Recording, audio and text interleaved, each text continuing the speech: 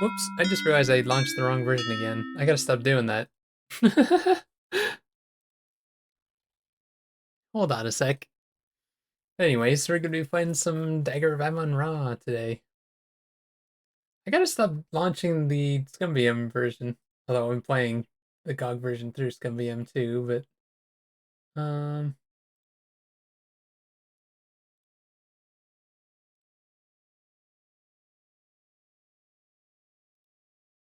here we go.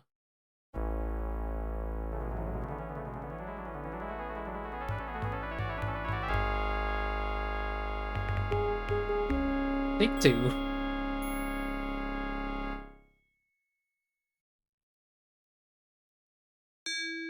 Back to it.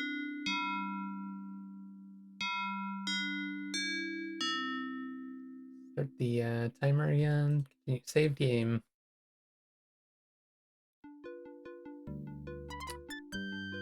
That's right. Last time we went outside and did a whole bunch of stuff. Well, got hit on by that guy. Oh yeah, gotta control M so my mouse doesn't go outside the screen. We found the dagger in the gift shop.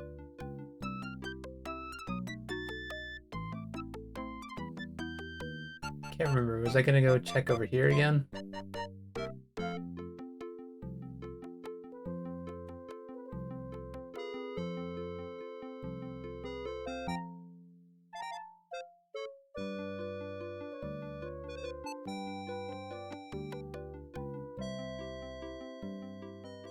Ah, he's gone.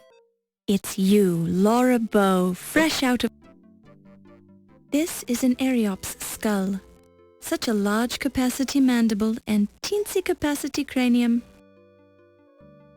This is a mastodon, one of the early mammals. Technically, the mastodon is not a dinosaur at all, but since they date back to prehistory, they're included in the exhibit. This particular example of the order Proboscidea is the Mammoth americanus, or North American mastodon. The chief feature which distinguishes this shaggy beast from the elephant and the woolly mammoth are its molar teeth. The museum staff have labeled this a Struthiomimus, literally ostrich mimic. This is an Archaeopteryx. Correction. This used to be an Archaeopteryx. Ah, a very nice specimen of Eohippus, somewhat flatter than it appeared in real life. Lately. Despite its fearsome teeth, you touch the skull of the prehistoric creature. You discover nothing. We're actually touching the bones. Although you're not supposed to touch the exhibits, your investigation forces you to make some compromises. However, your physical inspection of the mastodon reveals nothing. Yeah, we gotta touch them all now. Now is a poor time to be reassembling this skeleton. Please do not touch, smear, or abscond with the displays. Thank you. Please do. Oh wait, let's say Please something. do not touch, mark. In every apparent respect, this is a perfectly normal million-year-old chunk of a prehistoric creature's endoskeleton. Of course. Under close inspection, you can see that this pile of bones could indeed be assembled to resemble the skeleton of a mastodon. Determining whether or not the reproduction is at all accurate is beyond your expertise. In every respect, it appears to be untampered with and normal. Even in close-up, this is nothing more than a fossilized Archaeopteryx. As you carefully examine the fossilized remains of the Eohippus, you cannot help but reflect on how brief our lifespans are in relation to the age of the Earth. You sigh heavily at the existentialism of it all. Then you return to your investigation.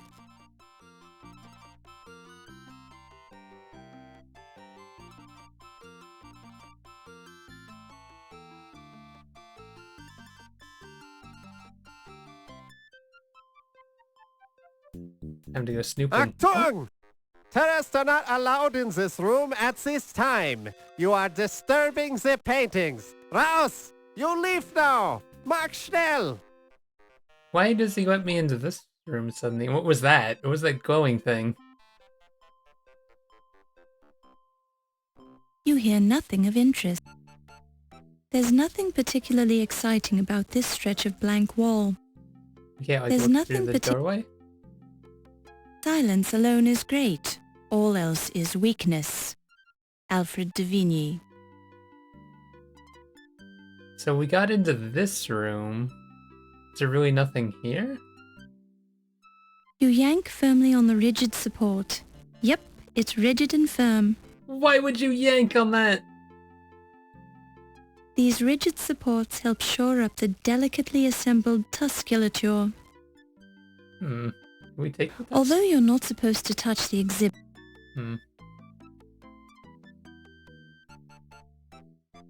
Now is a port.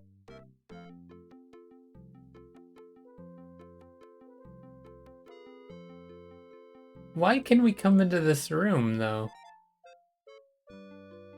It's strange, because if there's nothing here...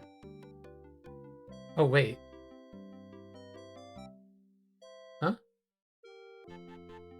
Ha! Suspended overhead by thin wires, the pterodactyl frozen in mid-swoop presents a most horrific tableau. A fairly accurate model of Struthiomimus or ostrich mimic. It's a painting of a spinosaur. The painting is accurate and workmanly, with little regard for nuance or emotion. The male and female Triceratops look every inch the proud parents.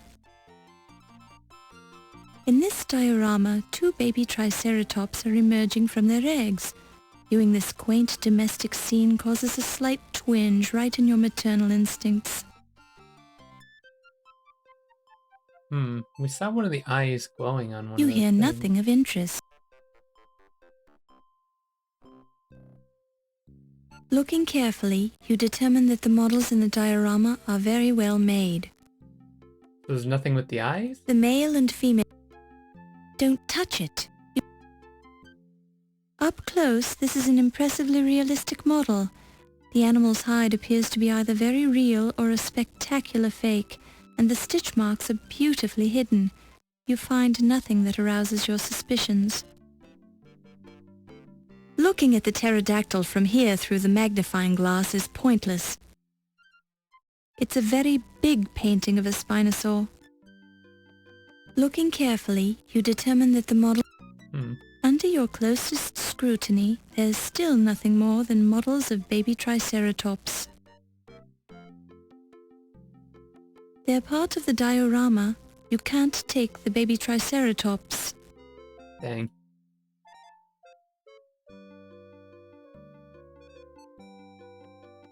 You're in the pterodactyl portion.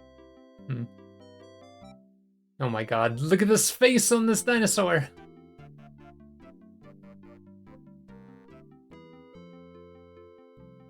It's a Tyrannosaurus Rex. His name is Rex. Isn't that clever? A small sign identifies this dinosaur as an iguanodon, which means iguana tooth. However, from the Tyrannosaurus Rex's point of view, this dinosaur could be identified as dinner. A fine painting of a mighty Brontosaurus, the thunder lizard. This huge creature with its tiny brain is currently the subject of a controversy. Dr. Earl Douglas from the Carnegie Museum of Natural History believes that current Brontosaurus displays have the wrong heads mounted on their skeletons. However, Dr. Othniel Marsh, who originally discovered the Brontosaurus, believes that the heads on current displays are correct. Only time and more fossil evidence will conclusively prove which of these esteemed gentlemen is correct. I can't remember. I think I remember hearing about that. I think it actually turned out to be wrong or something. I can't remember. I don't keep up on dinosaurs. A sign on this dinosaur bone display says, "Please touch." Either these bones feel lonely, or the museum wants you to learn more about the bones by coming into close personal contact with them. You pick it up and place it in your purse. We're just stealing a bone. The thigh bone from a young Tyrannosaurus rex who no longer has any need for it. Thigh bone? Wouldn't that be freaking gigantic? The bone is fossilized and dusty. It's an oil painting. An iguanodon, up close and personal.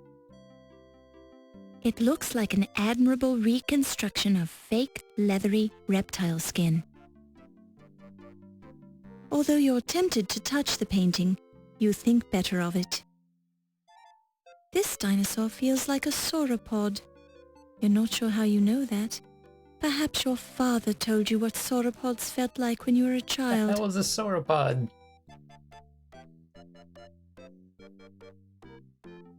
It feels like fake, leathery reptile skin. Now keep your hands off the displays. No. You can't tell me what to do. The sign says, push button to hear Rex speak. Oh no.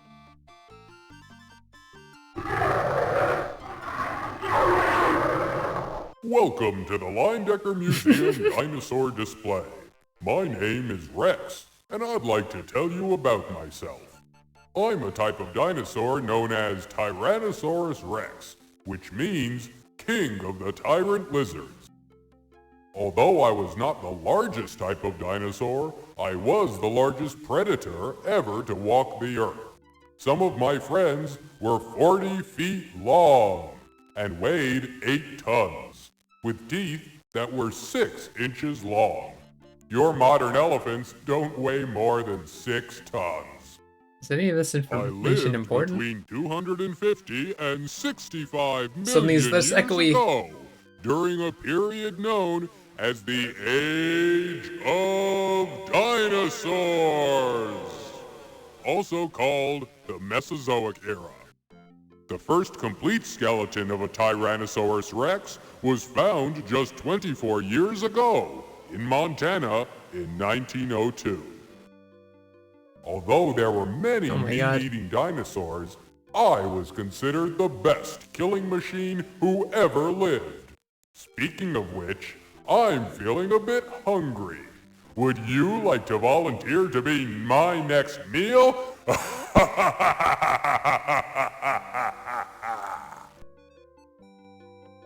What a very strange museum.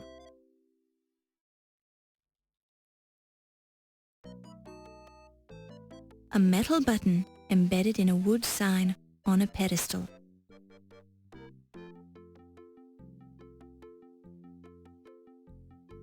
Can't go that way? Where's she going?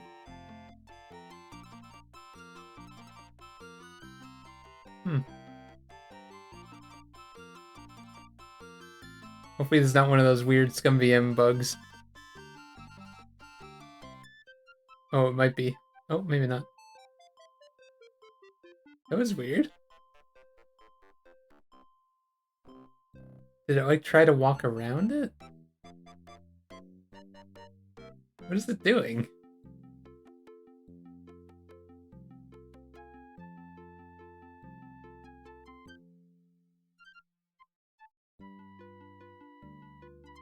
That's strange. I think it's supposed to go like around. But for some reason it starts over there. Yeah, is it gonna try to walk down here now?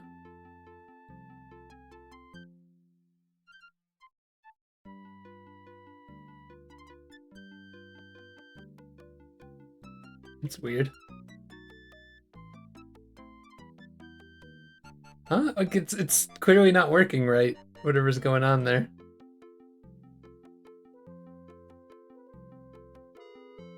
The remaining bones are too small to hold your interest. What would I need dinosaur bones for?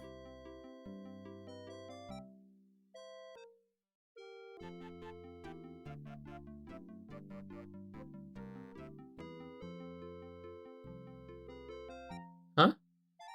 You're in the pterodactyl. Your fingers play gracefully over the...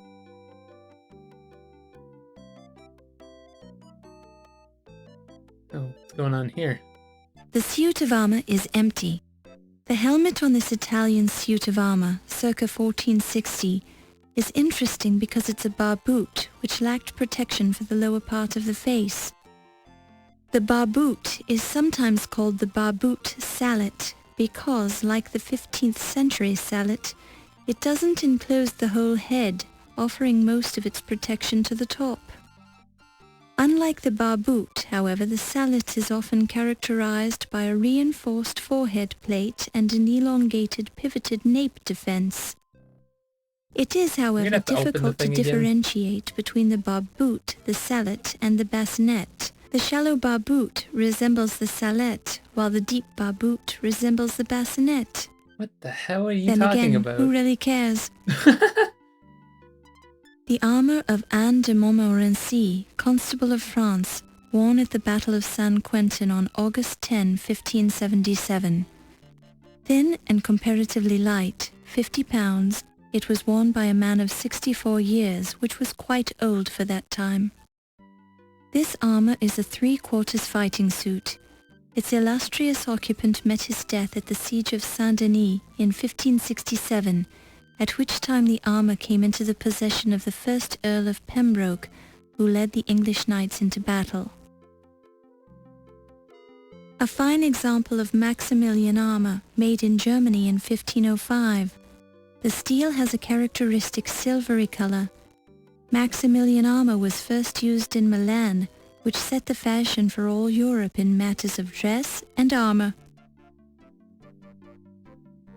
Surviving examples of 14th century armour are rare. This armour is from Chalcis, circa 1400, showing a decorative fabric covering riveted to the plates. It has a fine globose brigandine with a deep skirt built of large-shaped plates. A house pet, tastefully prepared for battle in 16th century armour. The armour of Alessandro Farnese, Duke of Parma, circa 1570. It was made by Lucio Piccinino, master armourer of the Renaissance. Elaborately decorated, this fine suit was presented to Archduke Ferdinand of the Tyrol in 1579, who kept it at Castelambras. The armour of Gallio de Genouillac, 1465 to 1546, distinguished member of one of the great feudal families of France, who served as a warrior under Charles VIII and was master of artillery for Louis XII and Francis I. The structural features of the Genouillac armour, dated 1527, indicate that it was made by an armourer who knew every trick of the art. The helmet and colleton offered complete protection for the head, and every surface is curved to deflect arrow, lance and sword. The helmet also has vision slits, ample for sight yet narrow enough to prevent a weapon from entering. The helmet is reinforced with a forehead plate and a rondelle in the nape of the neck, a weak spot in the human anatomy. An Italian suit of armour circa 1470. The plates are skillfully modelled.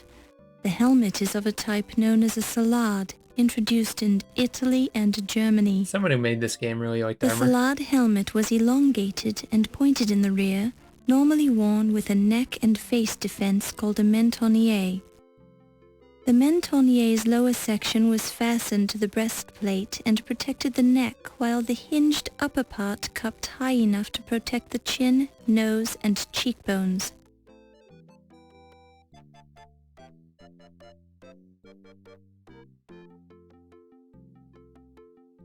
A rare 17th century English tapestry which tells the story of Teutonic warrior cockroaches that crossed into England from Germany and besieged the castle of Rochford-on-Essex.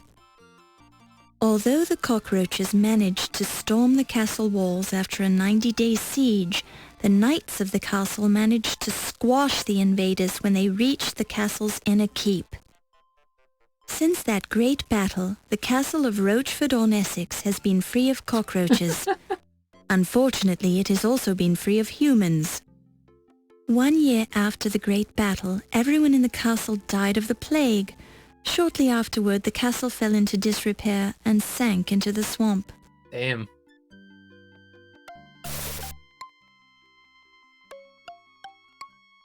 Huh.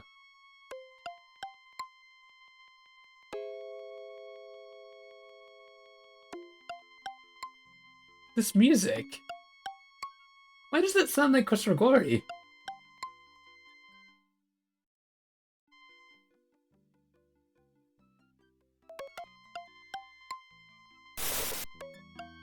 See if we can hide in there if we need to. An empty chest from the 15th century. Although the carvings on the exterior are crude, cut into the wood by someone with little talent or ability for wood carving, the chest now resides in a museum, simply because it's old. Kind of makes you stop and think, doesn't it? The chest feels like wood, and you get a small splinter in your finger when you rub your hand over the carvings. A painting of The Black Prince as a Fierce Baby by Ed Botticelli circa 1560. The cheap wood frame is by the Leyendecker Museum circa 1925. The carvings on the chest depict gnomes leaping through shrubbery. That's not the sort of thing you want to examine too closely. A close look at the armor reveals a heraldic device of a fierce beaver rampant on a chevron above the motto, What? Forward. What? A small label indicates that this Scottish dog armor belonged to Lord Balfour, 1st Earl of Fife. Up close, the suit of armor looks scratched. No matter how closely you look, you see nothing at all in the suit of armor. Up close, up.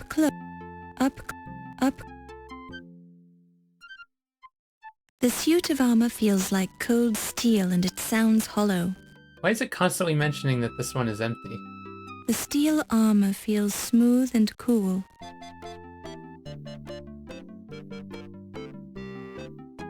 Huh? The helmet on this Italian it is then again. The steel. Hmm.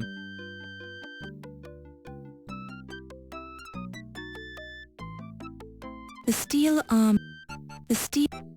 The suit of armor feels like cold steel and it sounds hollow. You hear nothing of interest. You hear no. Hmm. While this is an interesting approach, it serves no practical purpose. While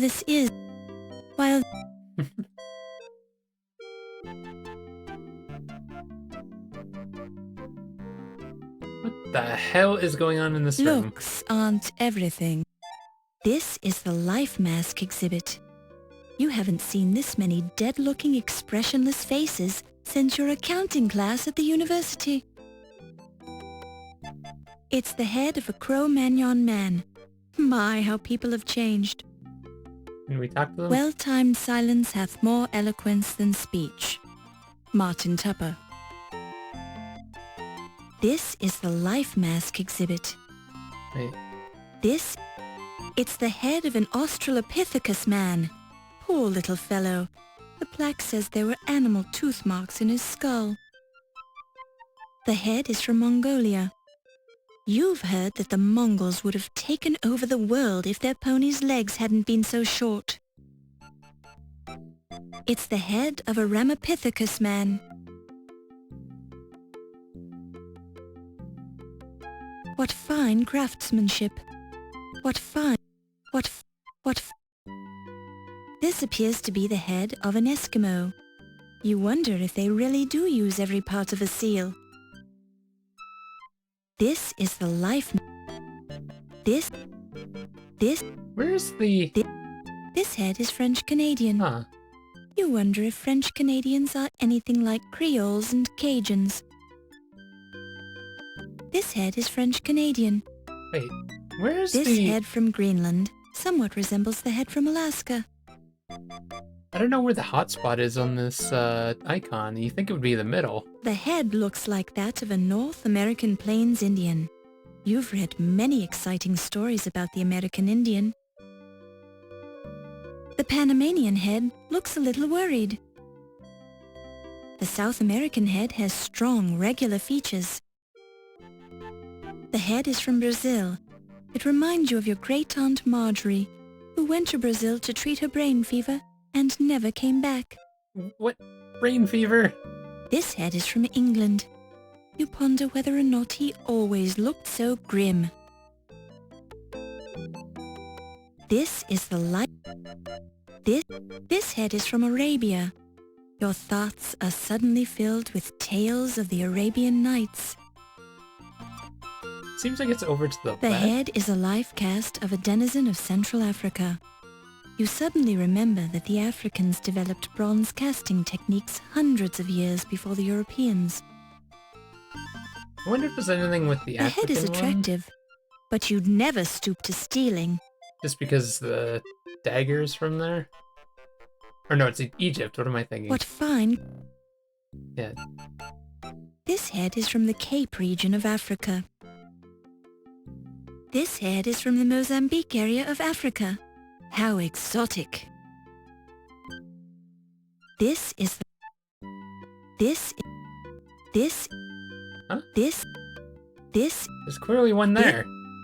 This... Look at it. This head is from the Cape region of... This is... This... God damn it. This... Some of This these you head can't is look from at, I guess. Arabia. This head is from India. You close your eyes, smelling the incense, hearing the temple bells. This head... The plaque says that this is the missing link. Well, he's hardly missing if he's right here on the wall.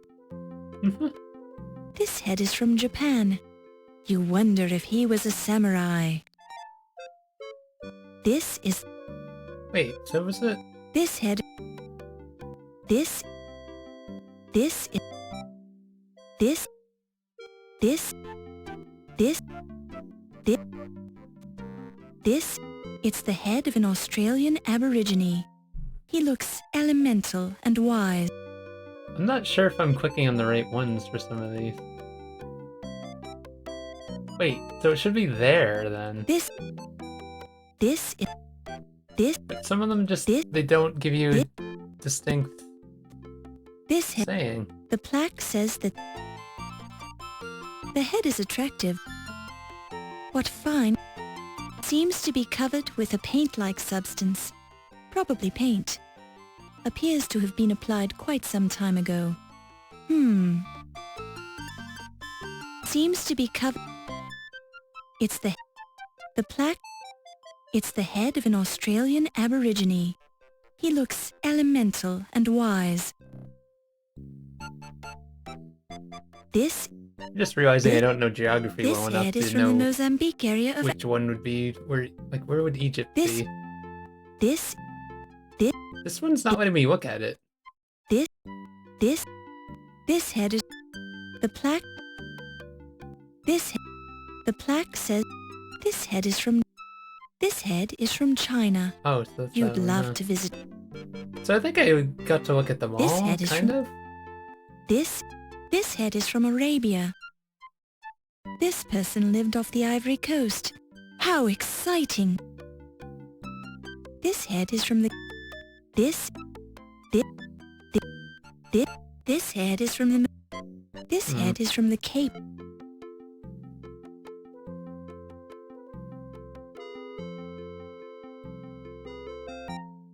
So I don't know if some of these are going to be important or what. Oh, that leads there again? Does everywhere just lead there from this room?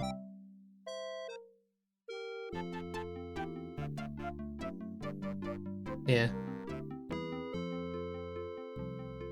Door over there, looks like. Oh, The armour of Anne de Montmorency, Constable of France, worn at the Battle of San Quentin in 1577. At 50 pounds it was comparatively light. This was necessary since its occupant was 64 years old. Maximilian armour from Germany, circa 1514. Very impressive.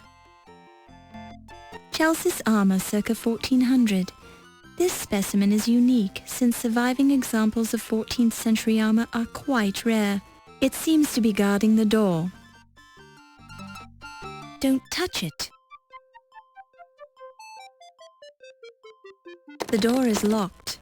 When you touch the doorknob, you get a heavy coating of dust all over the palm of your hand. Huh. On close inspection of the door, you see two heavily faded words that were painted on the door at eye level, although some of the letters in the words are totally unreadable. EM space L space YE space S O space Y. Huh. Maybe I should write that down, because I don't know. I haven't been keeping notes in this game, honestly. But let's see if I can write that one down just in case or something. Get like a little notepad going here. On close inspection of the door, you see two heavily faded words that were painted on the door at eye level, although some of the letters in the words are totally unreadable. EM space L space YE space S O space Y. I don't know what that could say, honestly.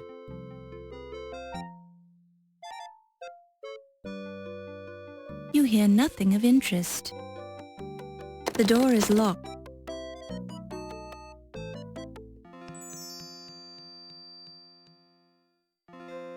This museum's huge. The mummified corpse of Amenophis III, also known as Amenhotep III or Memnon by the Greeks. He built large temples to Amon-Ra, both at Karnak and at Luxor. In the 5th year of his reign, Amenophis marched into Nubia to quell a mighty rebellion. He also ruled over the Mesopotamians, since his kingdom was quite large. We also know that Amenophis was a mighty hunter who slew 102 lions during the first 10 years of his reign in his spare time. Now he's dead.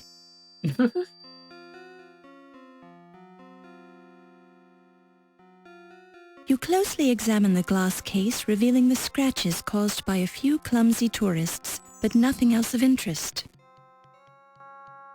You touch the glass case, leaving a smudged fingerprint. Nice.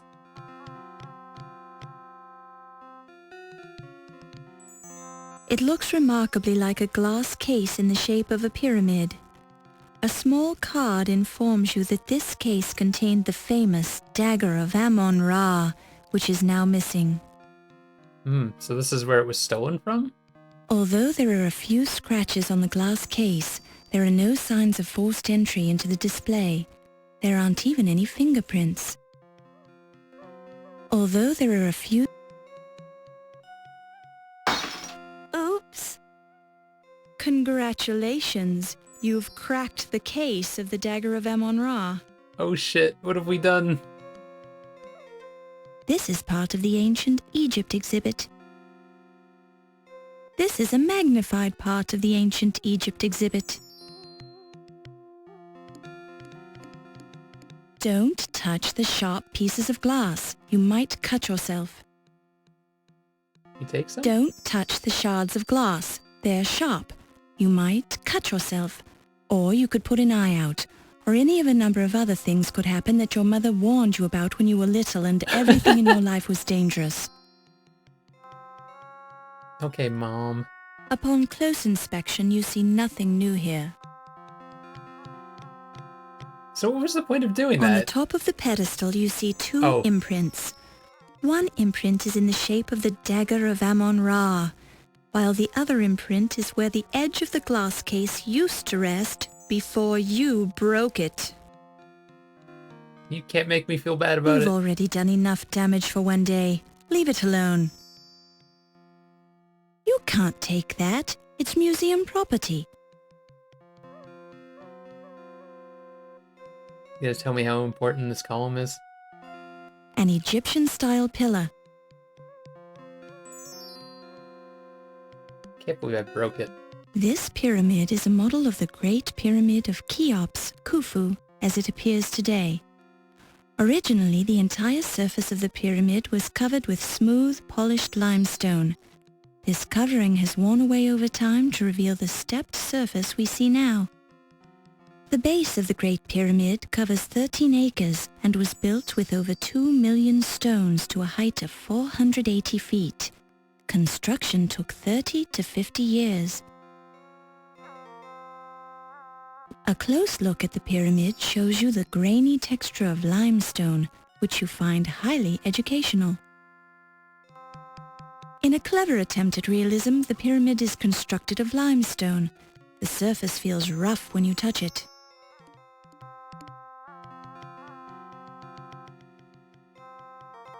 This is a granite stele depicting Horus and Thoth, found in the Temple of Amon-Ra.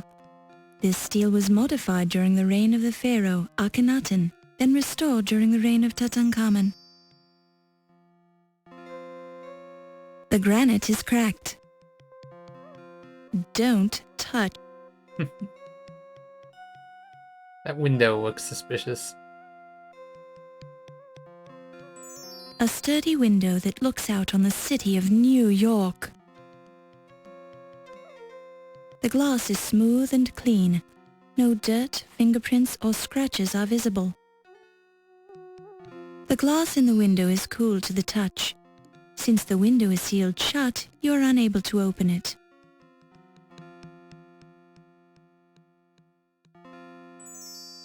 A sepulchral stele found in a tomb of the 6th dynasty.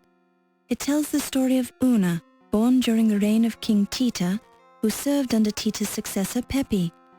Una died during the reign of King Murena, full of days and honor. The granite is cracked. The stele feels like it's made of granite. I wonder if that thing that I read on the door, some sort of hint at something I'm supposed to look at, like an exhibit. The placard says, "This is a granite stele depicting Horus and Thoth, found in the Temple of Amon-Ra. This stele was modified during the reign of the pharaoh Akhenaten, then restored during the reign of Tutankhamun." At close range, you see large words on paper. Don't touch it. I feel bad that I broke the thing. Especially since it didn't do anything breaking it.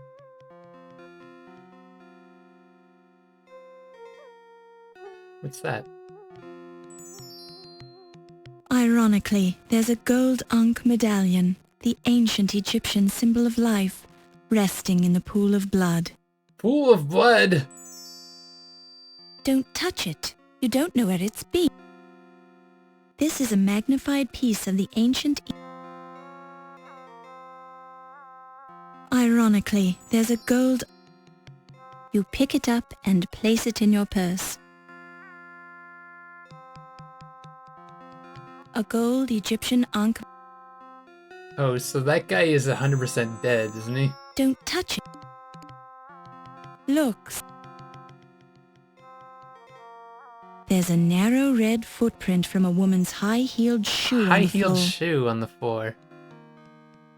Maybe I should keep notes in this game. Also, why can't I save it in here? Okay, so I'm just gonna write down found on in blood a museum lady's footprint.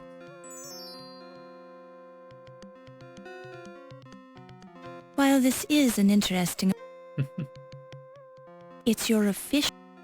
Kind of curious if there's anything new that got added in here with all the shit I've been doing. But yeah, it's that Dr. Tut Smith guy. He's probably dead, right? Dinosaur. Oh yeah, right. Stuff I can ask about. An inner mummy coffin, So, which is was he in contained here? in the exterior mummy coffin to the left. Identified from the cartouches on both coffins, the occupant was probably Hatshepsut, the female pharaoh, daughter of Thothmes I. Hatshepsut built the magnificent tomb temple at Deir el-Bahri and ruled for 20 years with her lover Senmut. At her death, Hatshepsut's successor tried to erase all memory of her by destroying her statues and obliterating her name from her various monuments. Hmm.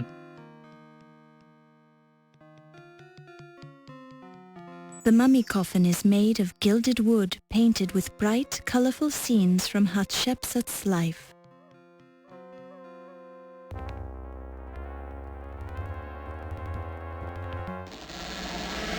Oh shit! Oh! He's dead. That's not who I expected to see, and that's the dagger? Dr. Carter seems to have suffered a severe trauma to his chest area. A close look at the dagger reveals the words, "Made in Pittsburgh," stamped on the fake. part of the blade that is not buried in Pippin Carter's chest. To your naked eye, the rough surface of the dagger handle doesn't appear to hold any fingerprints, but that's something for the coroner to examine in detail. Unless the body disappears. There are no signs of scratches or bruises on his flesh. This could mean that the murderer, assuming this wasn't a suicide, knew Dr. Carter well enough to get close and stab him without arousing any suspicion. Or it could just mean that Dr. Carter was completely taken by surprise when someone assaulted him from the shadows. But he was stabbed in the chest.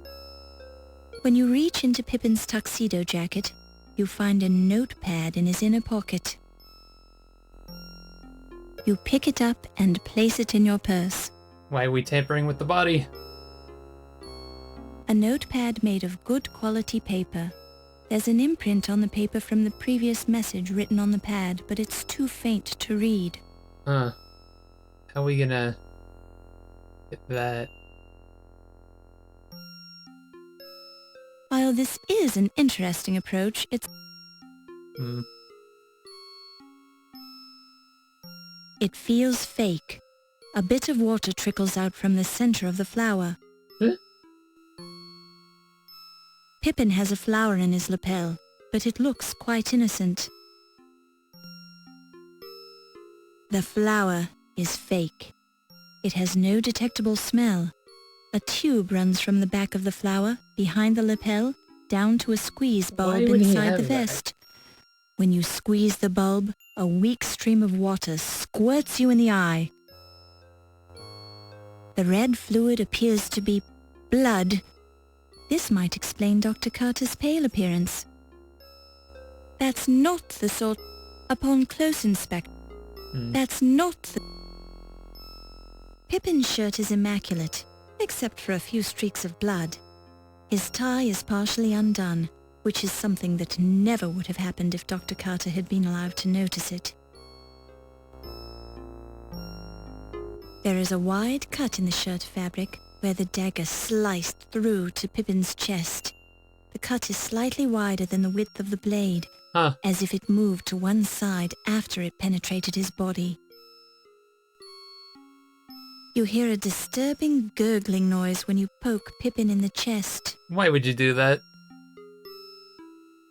By removing the notepad from Pippin's pocket, you have improved the appearance of his tuxedo jacket. If he was still alive, he'd certainly thank you. I guess if you looked at the jacket, it would say there was something there. Dr. Carter's flesh is looking rather pale, as if he's not feeling well. Perhaps it's because he's lost a lot of blood. Okay, I'm gonna write in my notes that the Onken blood is near Dr. Carter's body. You don't want to touch this dagger. It's evidence, and you don't know where it's been. The notebook wasn't evidence then? A red fluid appears to be... You lightly touch the blood with your finger. It's wet. Why would you do that? Don't touch... There was silence supreme, not a shriek, not a scream, scarcely even a howl or groan, as the man they called Ho told his story of woe in an antediluvian tone. Lewis Carroll. Yeah, I think that's it, right?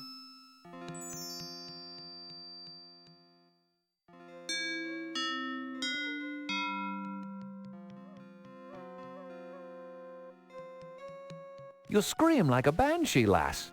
Did you kill the man then? No, I just walked in here and found him. I suppose that would explain your screaming then. Did you see the murderer? No.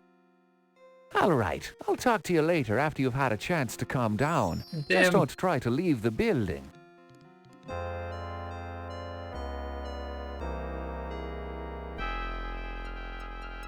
At least someone actually found the body this time. Unlike the the first game. Act 3. On the cutting edge. So I wonder if you can probably miss stuff before finding the body. Excellent work. Your father would be proud of you. I think we'll just keep going, obviously. Having already interrogated the guests, Detective O'Reilly is now discussing the murder with the staff members as they leave the party. It would be best if you don't interfere. Why are they being allowed to leave? Like someone was murdered.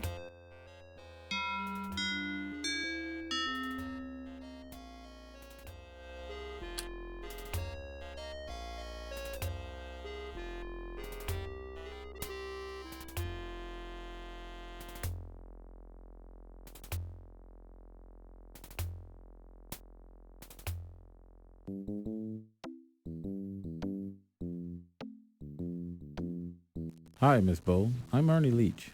Dr. Carrington told me you could stay a while and talk to the staff. I've got to lock the doors, so just come and find me when you're ready to leave. Dr. C also has a key, but you don't want to bother him about that. Thank you, Mr. Leach. Just be careful where you go. Wolf will get upset if he finds you downstairs. See you later.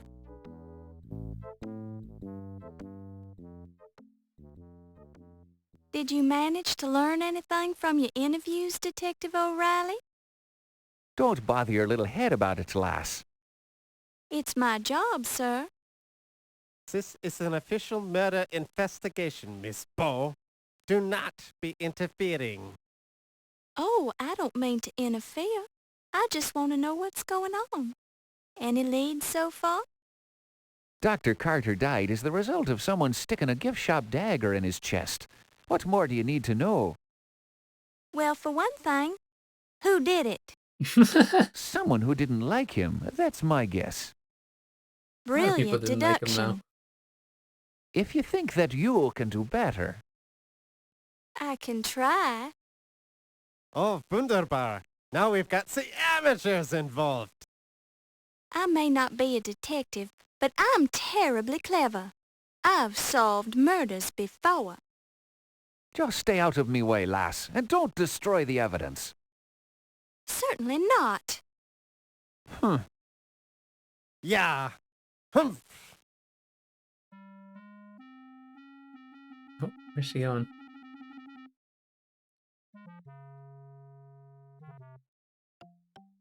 Okay. Act 3. Murder 1. I'm gonna take a brief break. I will be right back.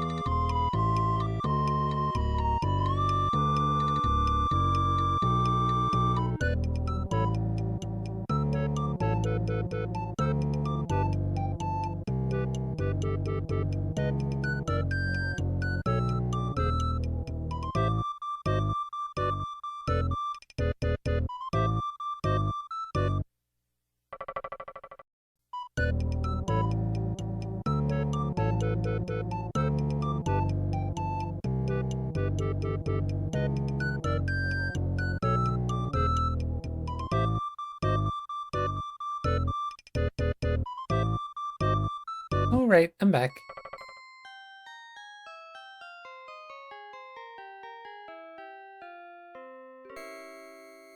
I'm gonna go talk to them again.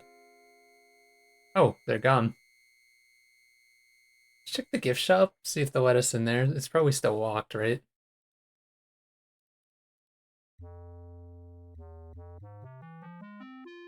As you Wait, whoops. this Oh. door is locked. You hear nothing of it. Hmm.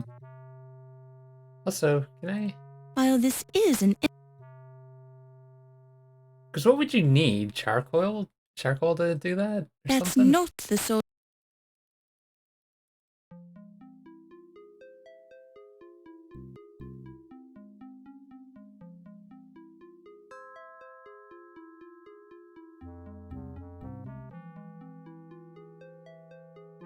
Yeah, I wonder if I missed stuff. I don't know if we got to explore the entire museum. I guess it's just kind of the nature of these games. Can't get everything. Especially not on the first playthrough. I did read up on all the shit that I missed in the first game, though. Which is why I know in this one to use the magnifying glass a lot.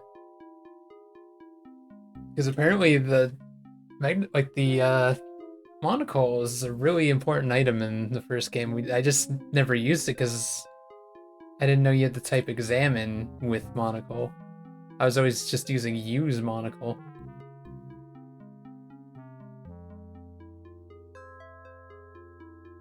Can I go over here yet?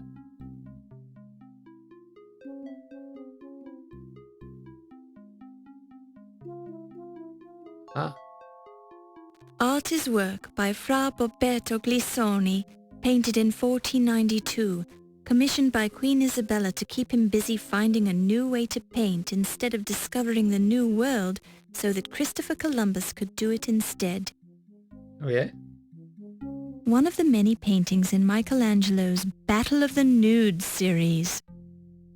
Of course it's on that wall so we can't see it. One of the many It's one of seeming billions of ballerina sculptures that were made by Dagger, who was something of a ballerina fancier. It's an expensive work of art on display in a museum. Your father would be appalled if he knew you wanted to touch it. Overcoming your temporary insanity, you change your mind. See that The glowy features bit. of the ballerina are accurate to the tiniest of details. A fine example of neo-quasi-Italian Renaissance sculpture by Alberto Ravioli. Sculpted in 1525, the humanoid statue is called, appropriately enough, Ruminations on Death and Dismemberment. It's an expensive... Two Brothers Drinking in a Tavern by Rick Morgan, Dutch master, 1444. Trouble on Two Legs I wonder by if these are Dennis real Lewis, paintings. date unknown. Painting discovered in an attic near Bordeaux, France, hidden behind a case of chocolate. Cart Before the Horse by Suzetto Live in Godoni, 1481. Portrait of a Young Man by Marciello Fleming, Italian master, 1550. Musings on Cyberspace by John Wentworth, the Flemish master, Cyberspace. painted in 1533. A typical light-hearted painting by anonymous Bosch called A Heartwarming Story, depicting dead humans being tormented by skeletons and demons in hell. The oil paint on the canvas is old and cracked, but you can still see the characteristic brush strokes of anonymous Bosch, who painted with human bones instead of brushes. Really? Feels like a painting by anonymous Bosch, who is known for the distinctive texture of his canvases, among other things. Why are we touching it? There's something glowing there. A typical light-hearted... A typical... You see a short, elderly woman dressed flamboyantly, and you suspect expensively, and sporting a grotesque amount of makeup. In fact, when she speaks, you notice Yeah, it's, what's her name? this short, blustery man reminds you vaguely of President Roosevelt. Despite his diminutive frame, his bearing is self-assured and cocky, and his pince-nez only adds to the aura of distinguished snobbery.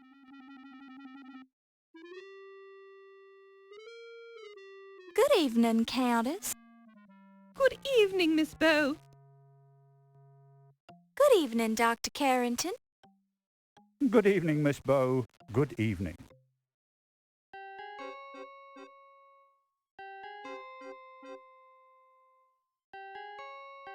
Dr. Carter's demise was truly a loss to us all, despite his pushy, overinflated, headline-grabbing ego.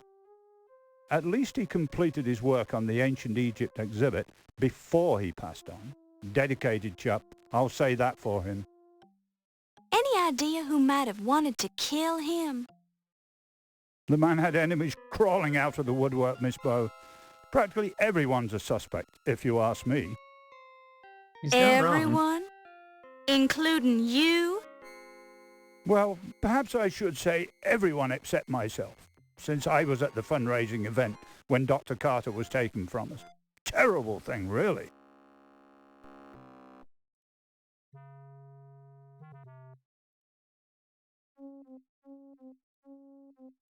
There's a fellow who gets the job done. You can't help but admire his industriousness, eh what? Now here we go with the questions again. What a tiresome fellow. I take quite a narrow view of fanaticism.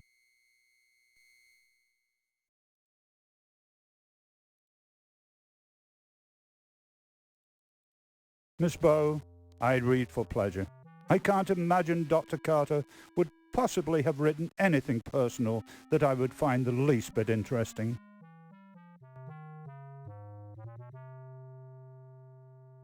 Ah, yes, you'll see that symbol throughout our Egyptian exhibit. It seems to be a staple of ancient Egyptian theology and philosophy. Probably shouldn't show him the bone, should I? We have many exciting paleontological specimens here, Miss Bow. Talk to Dr. Miklos if you're interested in learning more.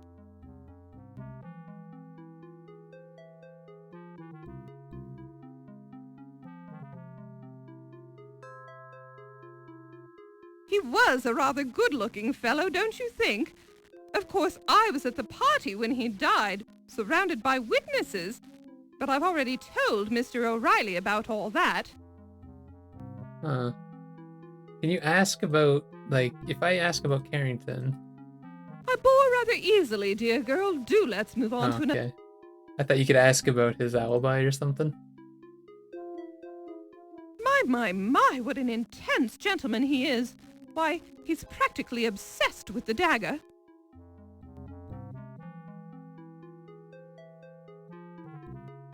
Well, I do wish they wouldn't let the handyman in during social functions. He's not even dressed properly.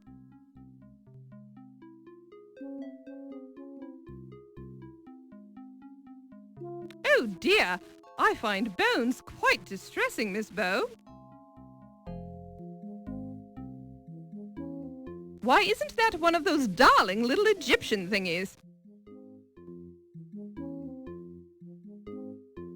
Oh, I'm sure there's nothing on that to concern us, Miss Bow.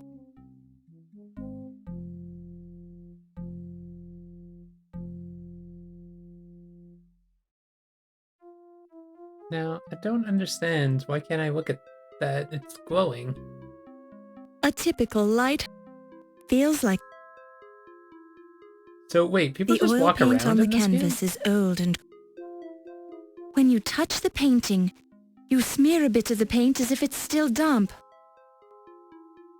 Although the paint is old and cracking, the spirit of the artist can still be seen in the bold strokes made by the paintbrush.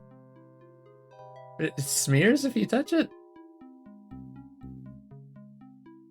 While this is an interest, Wait, why does it... In your inventory, it says something on it there. I'm sure that's absolutely fascinating. while this is hear nothing.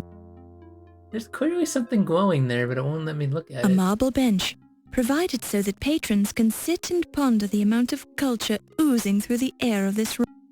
The white marble bench feels cold. You recall from your physics class that marble has a low specific temperature.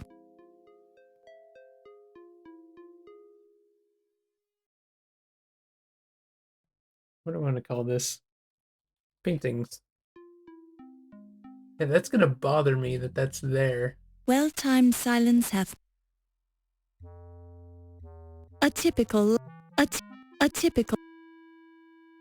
One of the skeletons in the Bosch painting appears to be holding an object that glints in the light.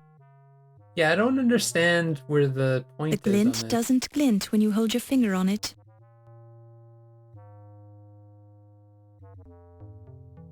The oil paint on the canvas is Aha! an authentic recreation, at least in Bosch's mind, of happy-go-lucky skeletons tormenting a dead king named Graham. The king They named appear to Graham! have stolen a key from the king, which one of them is placing in their treasure barrel. Poor King Graham. An authentic The skeleton key is firmly affixed to the Bosch painting with glue. Glue? You are unable to pry it off with your fingers, managing only to chip one of your fingernails. Huh. So we found a key, but we can't really... While this is an Yeah, we don't really have it, and we can... You hear nothing. See what While it this there. is an interest. It's worth remembering that, though. What a handsome fellow. Let's see what the plaque says. Caesar Augustus, BC 63 to AD 14. Octavian, great-nephew and adopted son of Julius Caesar, he assumed the name Augustus after his sound defeat of Mark Antony left him supreme master of the Roman world. He was the first of the true Roman emperors, not counting Julius, who didn't live long enough to enjoy the title, and established the Pax Romana throughout the empire. His wife murdered him with a poisoned fig. He was a pretty nice fellow for an emperor, and everybody missed him. Sure. You hear muffled voices coming through the door to Yvette's office. Oh. Guessing that's the door right there.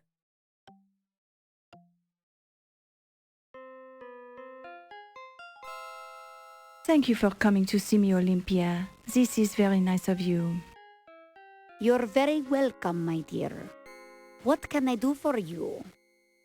Oh, you see, I found this strange bone, and I said to myself, Yvette, if anyone can tell you what this is, it would be Olympia. A bone, you say? How fascinating. Where did you find it? I found it right here in the museum. Here it is, Doctor. Now, let me see. Ha ha! Yvette, you silly girl. This is a chicken bone. It is? Yes, of course. Why, it is still greasy. You got this at dinner, didn't you? Oh, you have caught me, Olympia. I was playing the little joke on you. You are a funny girl, Yvette, but I am quite fond of you. Oh no, what are we gonna Olympia, hear? we are the good friends, no? I have the problem I wish to talk to you about. Oh, certainly. What is it? Come closer so I can whisper it to you. It is very personal, and I want no one to overhear. Oh my. Oh my. Oh my. What? No way we can overhear it more? This door is locked. Oh my, he looks dour. Let's see who he is. Tiberius, BC 42 to AD 37. Tiberius disliked most everyone and practiced the strictest economy with funds devoted to public amusement. Consequently, most everyone disliked him. Although he was perceived by the upper classes as a suspicious, ill-natured tyrant throughout his reign, he ruled the empire with a firm, capable hand, and Rome prospered. He was most probably smothered by his nephew Caligula, although no one is quite sure to this day. Nobody missed him. Oh dear, he looks somewhat dissipated. Let's read his plaque. Caligula, BC 37 to AD 41. Caligula started out a decent enough chap, but shortly after he became emperor, he was seized with a severe illness which unsettled his reason. Consequently, his name has become a byword for frantic cruelties and insane imaginings. The grotesque atrocities of his reign were ended when he was assassinated by the Praetorian Guard in a grimy tunnel beneath the Colosseum. Nobody missed him either. There's a thoughtful-looking gentleman. What does his plaque say? Claudius, BC 10 to AD 54. Enthroned by the Praetorian Guard after the assassination of his odious nephew Caligula, Claudius accomplished much for the empire. Although weak and timid by nature, he proved to be a noble statesman. He built the famous Roman aqueducts and conducted a successful campaign against Britain.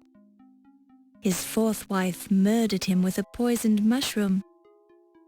She didn't miss him, but the rest of the empire did.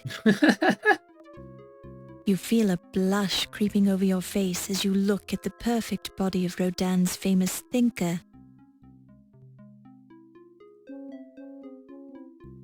A close inspection reveals that this is not real marble. It's an imitation marble invented by Claudius Brutus Apollonius Biggus Blimpus Maximus, known to his friends as Fatus Rotundus. Jeez. Fatus was ahead of his time, since the world was not yet ready for synthetic marble. Fatus also invented radar, but nobody knew what to do with it. Radar technology was then forgotten until World War II, and Fatus never got any credit for it. Why? Fatus Rotundus died in obscurity, his genius unrecognized. It's made of fine Corinthian marble. It's weird that this game has, like, pitted marble. things that are, I guess, accurate, and then other things were just complete jokes. What perfect burnishing. You can't imagine how long it must take to create a thing of such beauty. Tentatively, you touch the cool bronze. It feels as smooth as it looks. Feels like cool marble. Feels like cool. Feels like... The transom makes you suspect that this door leads to somebody's office. As much as you'd like to look in, you have no way of reaching the transom. It's too high to look at with the magnifying glass.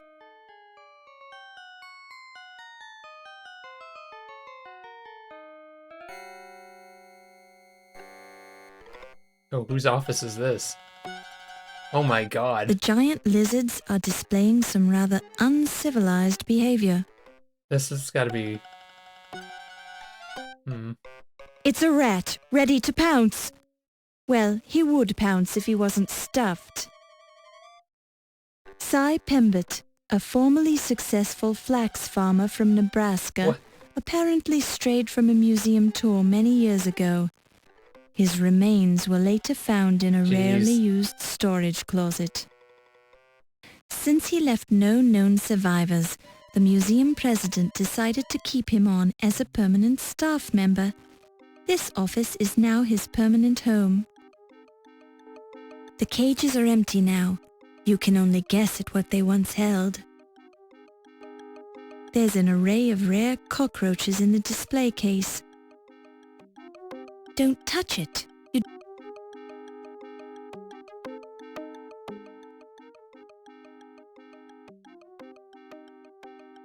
A number of hieroglyphics are carefully drawn on the blackboard. Am I gonna have to figure out what this means?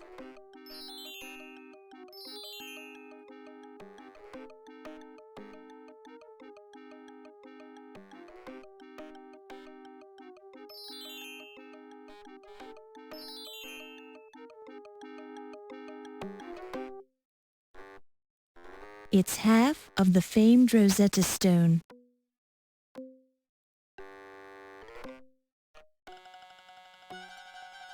Oh my god. We're really doing this, are we?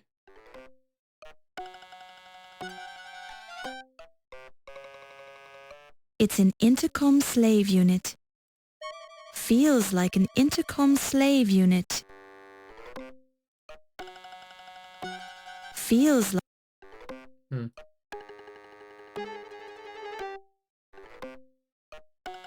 The bottle says, Dr. Moribund's guaranteed snake oil. Oh.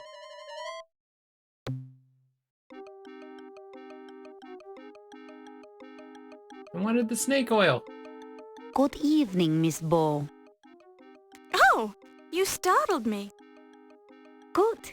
It gets the blood flowing, doesn't it? Well, I suppose so. So I guess you can call her I on the see we're intercom to get looking rid of at her? my snake oil.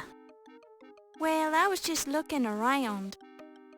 I'm sure you meant no harm. What's the snake oil for, anyway? Snake? It repels snakes, of course. Comes in handy when I'm working in the basement. I lost a load of Egyptian cobras down there a few weeks ago, and I occasionally come across one of those little darlings. Those snakes always want to bite me, but I'm sure they don't mean anything by it. It's just their way. They get nervous very easily, you know. Normally, I love to watch them kill things. My Barney will kill anything he can sink his teeth into. Charming. Well, I'd like to chat some more, but I've got to rush off and meet that young Steve fellow. He promised to show me his scars. See you later. Yeah, I guess we should try to figure out this, hieroglyphics thing.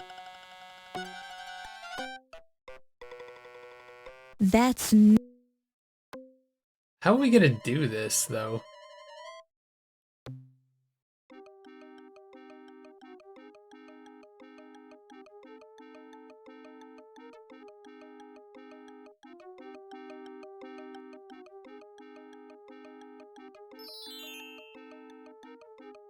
Okay, I have an idea. Print screen on these. Open paint up. We're doing this the old mist way. Paste this in. Oh shit, I should grab it so it's just the hieroglyphics and shit.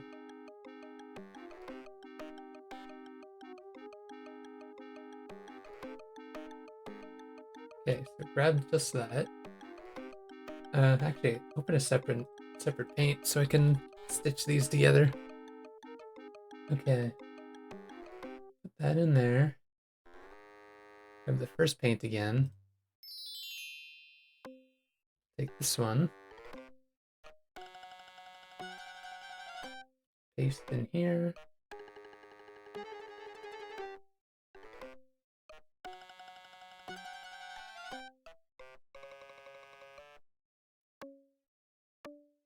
Why is this?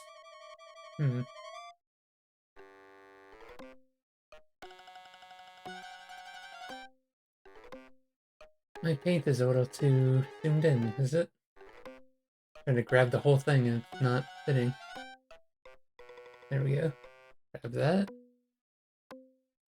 Go into paint 2. Paste this in and move it over. Oh shit, I don't have my paint being big enough. Why do I have to use paint for this?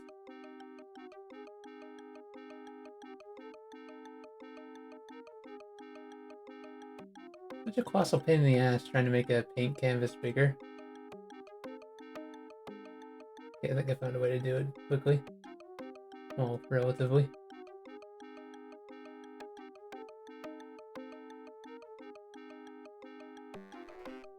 Okay, so that's big enough now.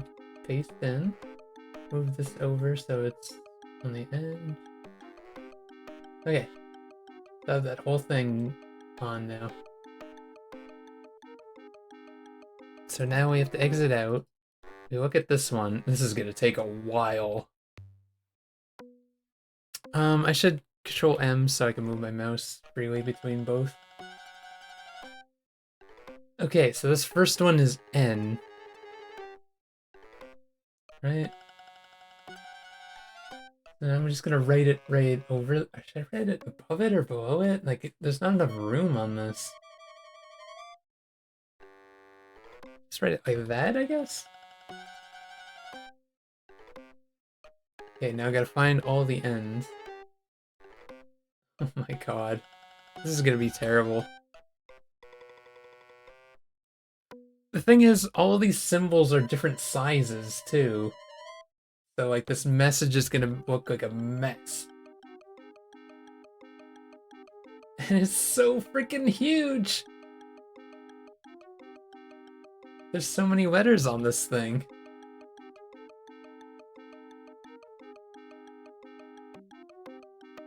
And what is this gonna, like, actually tell me that could be done in game? Because you can't exactly type in this game, right? That's what I just realized. I can't really... While I'm doing this, I won't be able to look at OBS. If anyone comes in, I guess they'll just see me sitting here staring at this thing and not know that I'm transcribing something. Or translating, I guess. Okay, so... all the ends are in now. Well, I guess, yeah, there's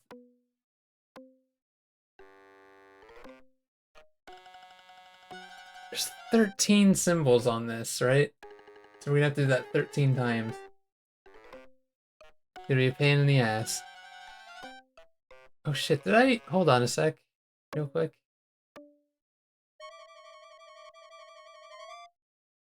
Fuck. When I copied the first one, it's not over enough and I can't see it fully. I'll just squeeze it in when it comes to that, I guess. Fuck. This one is O. Hanging one is O.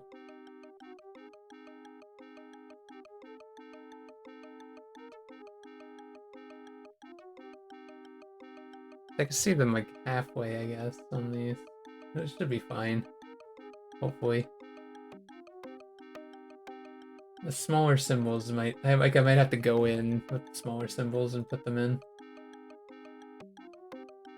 Either way, this is gonna be a complete shit show until it's like done and I have like a message, and hopefully it's a message that makes sense. There's technically 2 messages, I guess.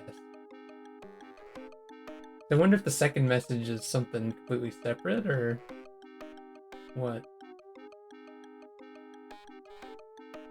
I can't believe I'm doing this. It's gonna take a while. And there's no spaces as far as I know. So it's just gonna be a giant wall of words.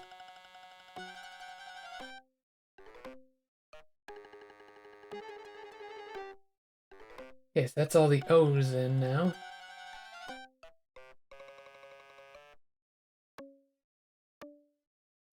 E?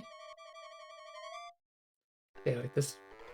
Oh, why is my mouse cursor getting stuck? That was weird. That one's a P.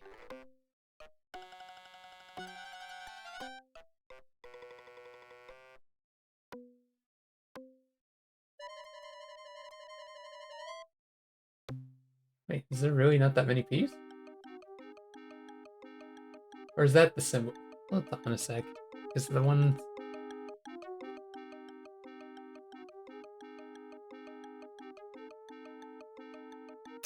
Yeah, I'm probably just gonna have to fix that.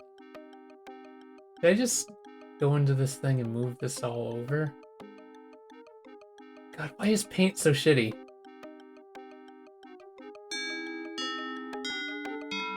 Excuse me?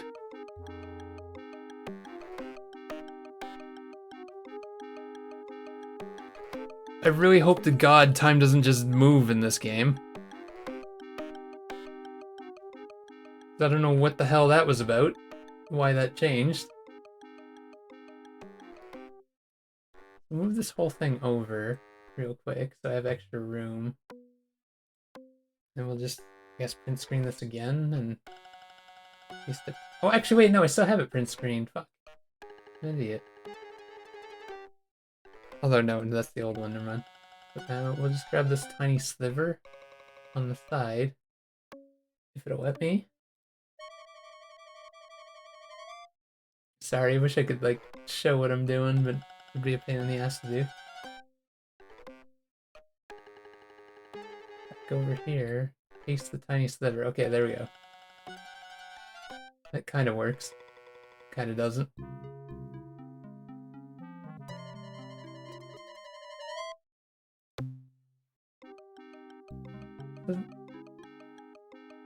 Wait, what is that symbol then?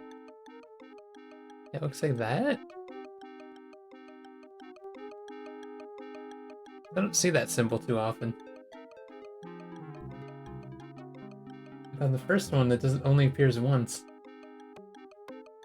Okay, I guess I see one on the second one. Sorry, this is taking way too long, but... Okay, P. Another P, way at the end there.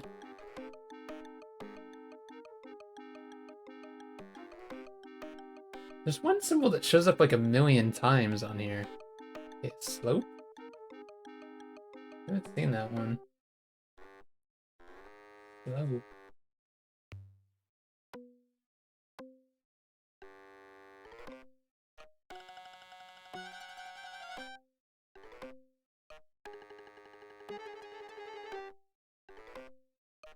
Oh, there it is.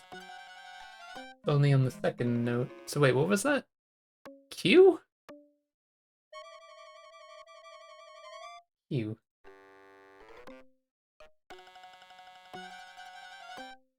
Yeah, I guess that explains why there's only one then.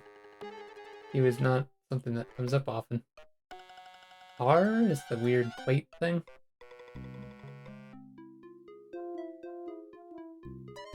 Oops.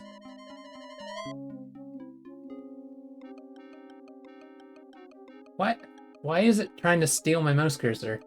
Stop it, game.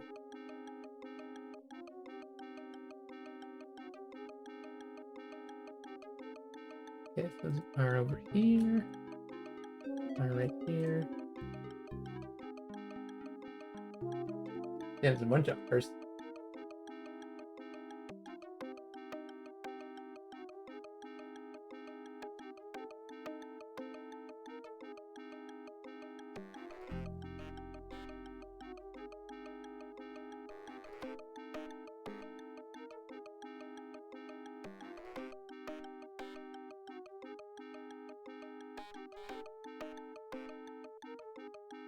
This note better be worth it. Like, hopefully it's not something just for my benefit, and it's something that you can actually use in-game that gets you, like, items and shit.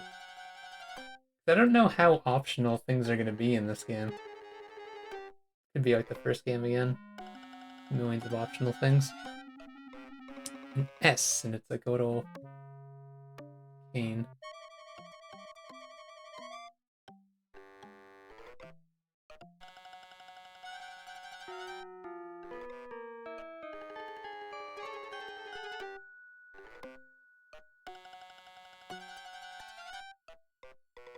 I really wonder why the time changed. Is it because I looked at the blackboard after looking at the Rosetta Stone or something?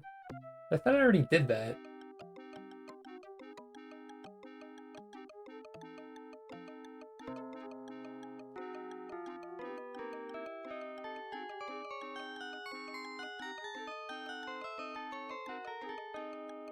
Okay, this is down. T? And it's that one? Okay. T. Lots of T's too.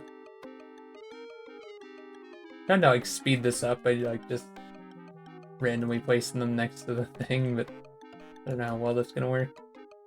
Whoops, I put the wrong one on. Good thing I caught that.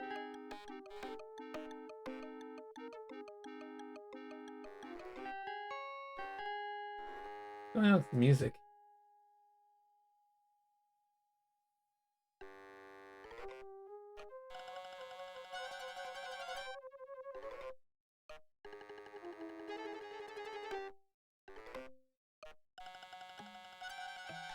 Music kind of sounds like it sounds very familiar, like from some sort of like sitcom or something back in the 90s. I can't think of what it reminds me of. Yeah, you know what it reminds me of? Like the Flintstones had like music like that. I think that's what I'm thinking of. Or like Scooby-Doo, or something like that. Something Hanna-Barbera. The birds are you? Okay, so you... So far there's no words coming up yet. They spaced this out enough so that we're not getting any information yet. Wait though, there's two birds. Wait a minute. There's two birds. Oh shit, that's the wrong bird, but the other bird isn't on the stone. It did say it was part of the Rosetta Stone. I just realized we're not gonna get the full message here. But the cancel the birds. Yeah, there's an owl too that's not on here. So it's the bird with a line on his feet. Yeah, I see one there. Okay, so that's you. Assume that's the one.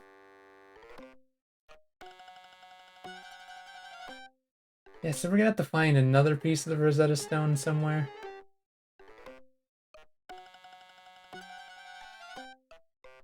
I wonder if that note on the door has anything to do with this either.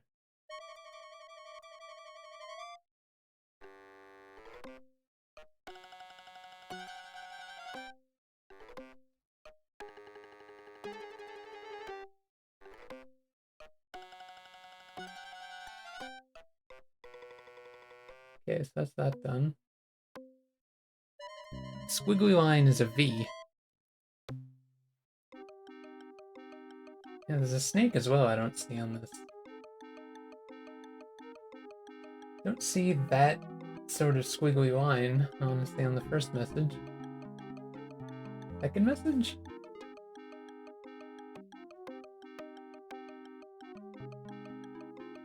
Don't see that anywhere. But it's just the line like that. Why am I not seeing that anywhere? If it does that mean there's more messages somewhere? Oh, please, no.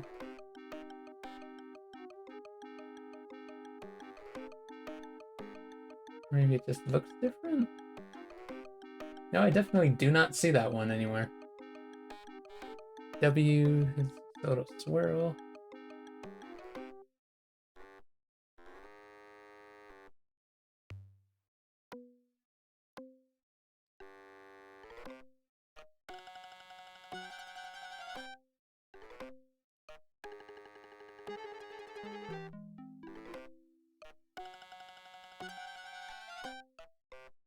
Man, there's too many symbols that look similar. That would actually be in them.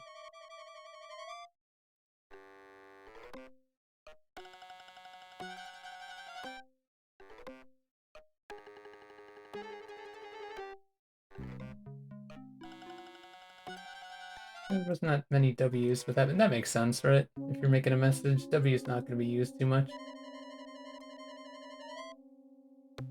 Okay, that one? The weird looking one.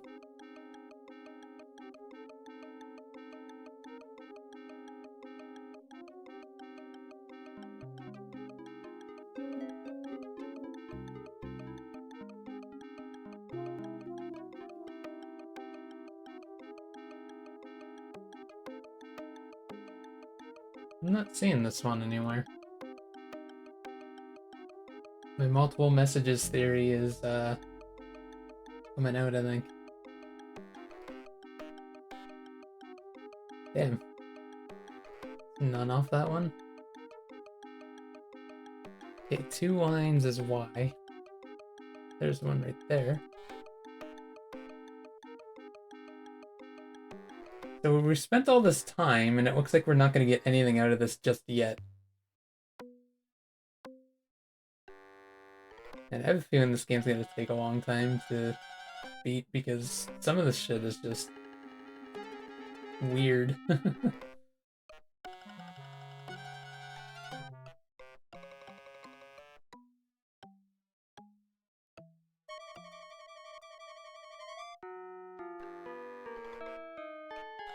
Okay.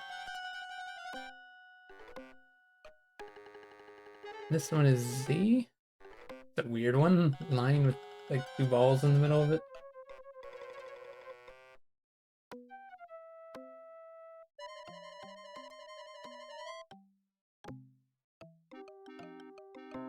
Oh shit, I missed a Y here.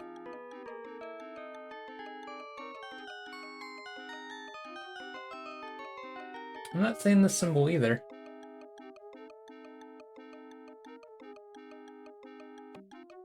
It would stand out at being a really thin line. What is that? Is Z? I guess it makes sense that it wouldn't be used very often. Or at all. I wonder if... Fuck, I just realized. Are the letters that are not used just to make it so I can guess one of the letters at the end? I hope not. So now let me look at my message over here. E-M-L... I'm trying to think. Out of the letters I have, I don't have many of these. S-O space Y. There is an S and a Y spaced out like that.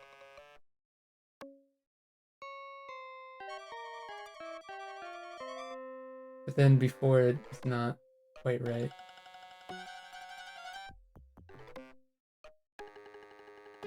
Maybe it's too early to think about that.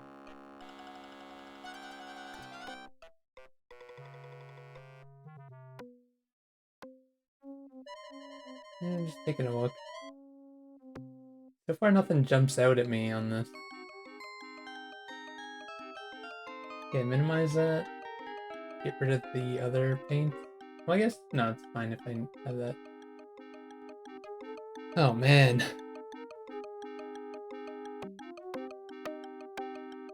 The skull of the long-extinct horned rhesus, known in academic circles to be the source of much controversy regarding it as evidence for the extraterrestrial origin of primate evolution. The hell?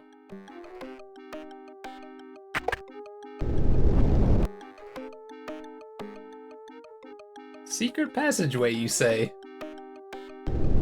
Those exist in this.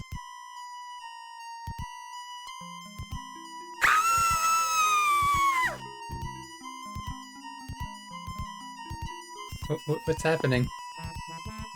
In the darkness of the secret passage, you're blind as a bat. You have to brave a brief battle during which you endure battering a berserk and bellicose black bats without batting an eye. Jeez.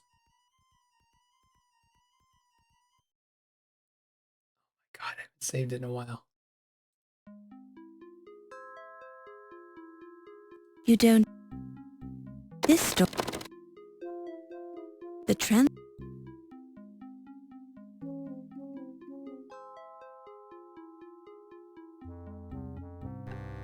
So if I immediately...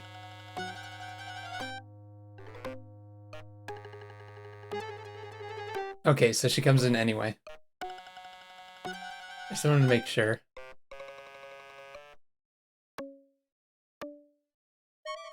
Good I'm it'll sweat.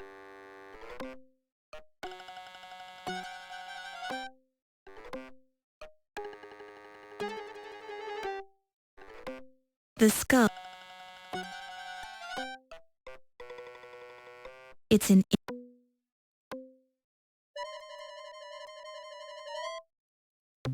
It's...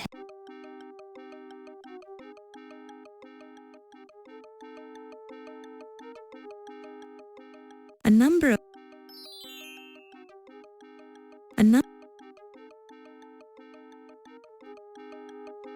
Wait, I just want to know.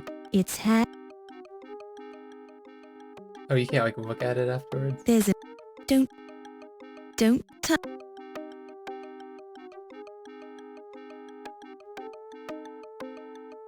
While this is an It's Dr. Miklos's PhD in paleontology from the University of Thessalonica, Greece. It certainly looks genuine. It says Dr. Olympia Miklos, Lifetime Achievement Award from the Society to Protect Misunderstood Inquilines.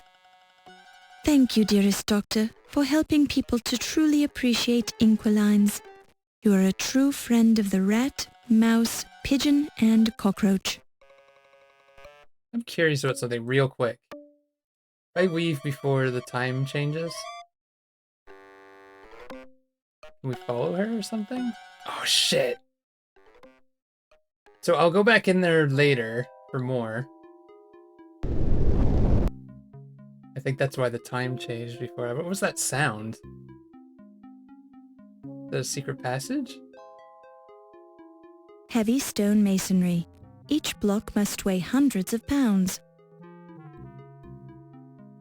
Oh, I accidentally moved the game window. You hear nothing of... You hear...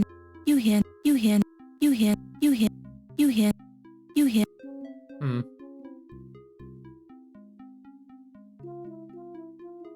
Wait, what?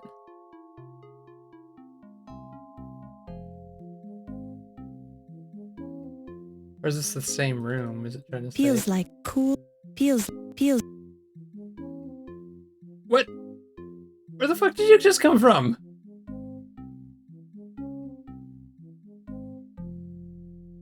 I'm really very busy, Miss Bo.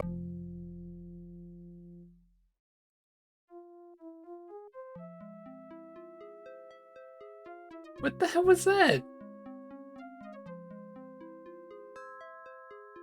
I wonder if that was like a bug or something. It's Dr. Miklos's double master's degree in paleontology and physical anthropology from the University of Thessalonica, Greece.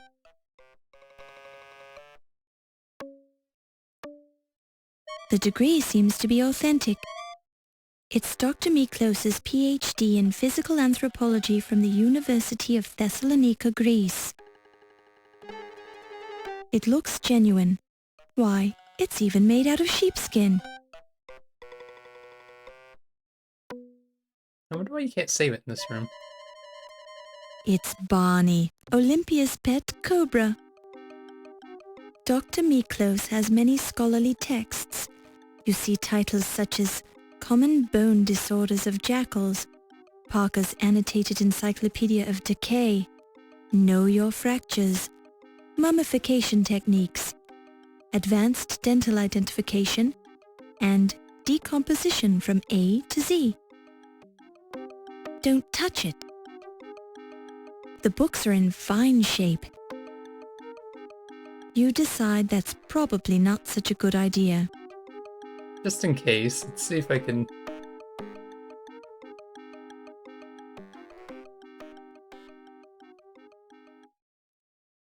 Snake.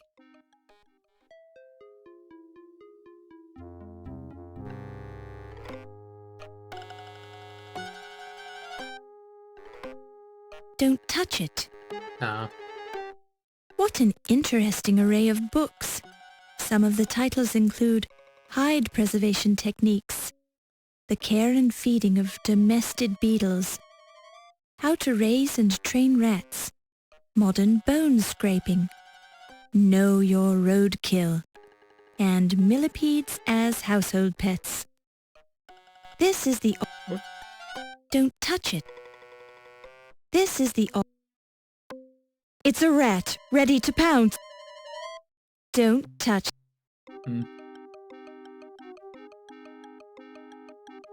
Not a good idea. While this is an interesting...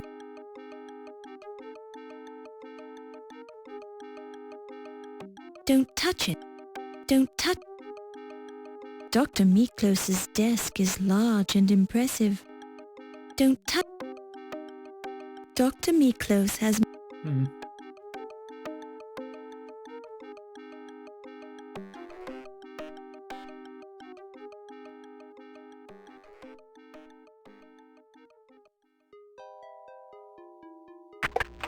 Oh. A scuffed wooden floor.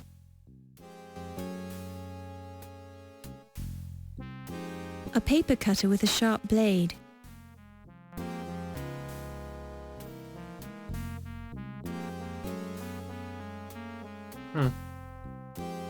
What could we need to cut? While this is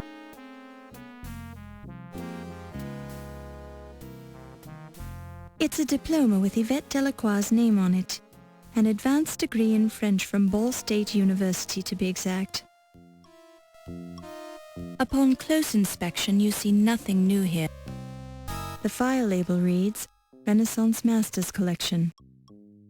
Oh jeez. The file label reads, Dead Things. The file label reads, Medieval Armor Collection. The file label, the file label, the file, the file, the file, Oh my the file god. label. There's so The many of file them! label. The file label. The file label read. The file. The file. The file label. The file label. The file label. The file. The file. The wood file drawer is locked. Yvette is the wood. Oh, The wood. they're all The locked? wood. The wood. Don't even think about touching the fly trap. It's a meat-eating plant that's been getting a steady diet of red meat ever since Yvette bought it, and it's getting hungry again. It's a Venus flytrap. A handwritten card attached to the plant pot reads, To Yvette from Olympia. Thanks for the wild night with the mummies.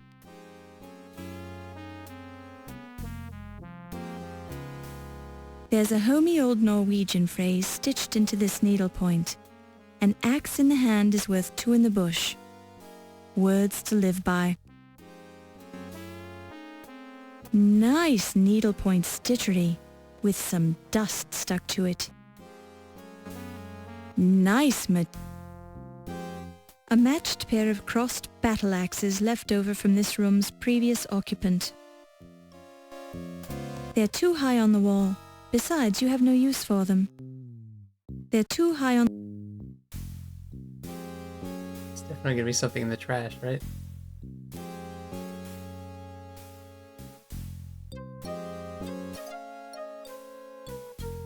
You pick it up and place it in Is your that what I purse. think it is?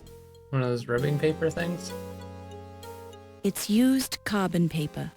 Used? While this is an... It's used carbon paper. Huh.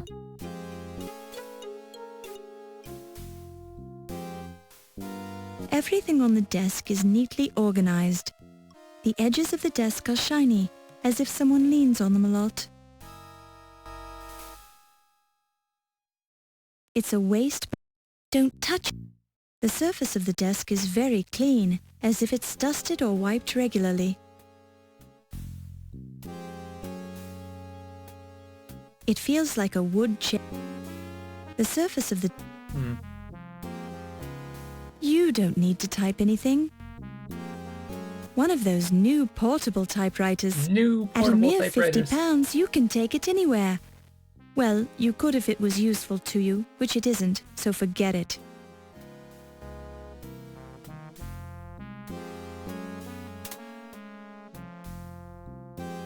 Why?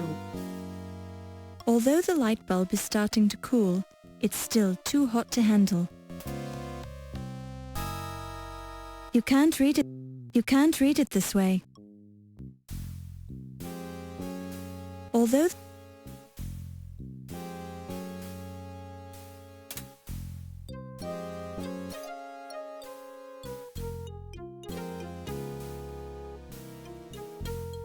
backlit, you can read the words typed into the carbon paper. Ernie, Big Al called to see if you could do some fencing for him next week. He says he'll make it worth your while to do a fast fencing job. Huh. It's used...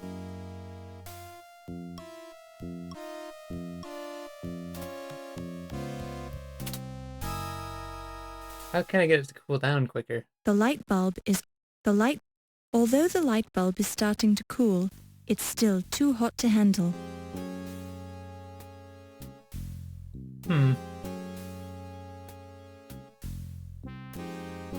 You hear...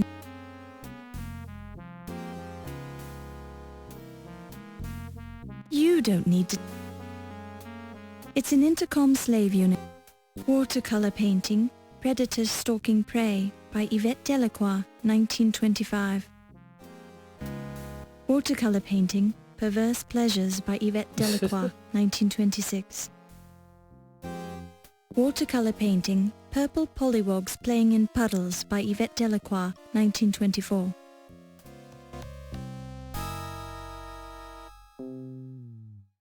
Nice watercolor brushwork, even though it was painted during a turbulent period in the life of the artist.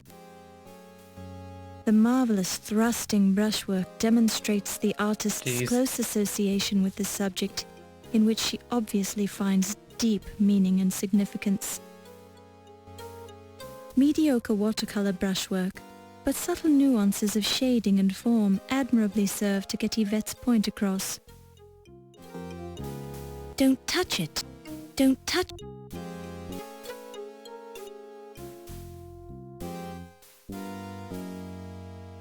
You hear nothing.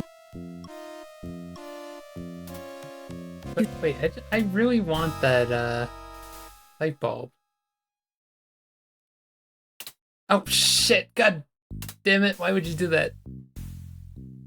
Although the damn it! Do you have to leave and come back, type of thing?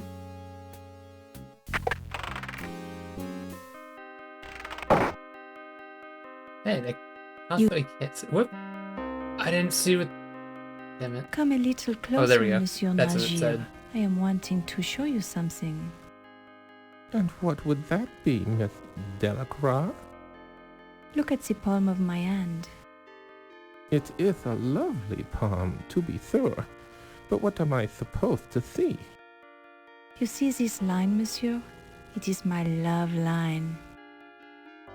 My goodness, Miss Delacroix. It goes all the way up your arm and disappears up your sleeve. Would you like to see where it ends up, Ramses? Have you ever been to Paris, Ramses? No, I can't say I ever have. Then you have never seen the Eiffel Tower? No. Well, by all means, let me show you. Miss Delacroix, please. I'm a married man. Oh, dear. Have you forgotten who let you into the museum, Ramses? Have you forgotten who showed you the secret room for your little ceremonies? You haven't, have you? No, I haven't, but... Then you will let me give you the grand tour of the tower, no? We'll have to go somewhere else. I don't feel safe here. Lead the way, monsieur.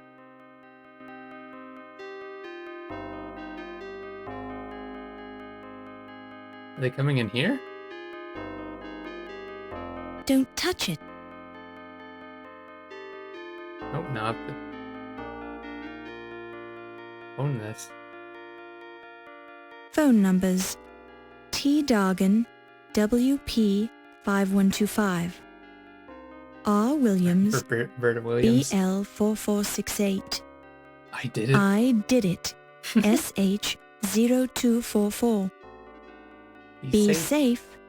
KL 0527. U. Hoser, LI 2077. Not yet. And yet, KL Pardon yet. 4004. E. Leach, BR 1833. Don't touch it. Phone numbers. Don't touch it.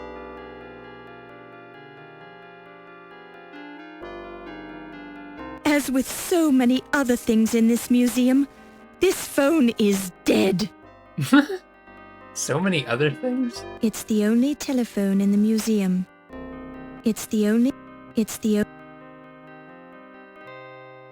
Why can't I look at it then? It appears that someone Yeah, has I cut the figured. telephone cord. removing any chance you might have had of communication with the outside world.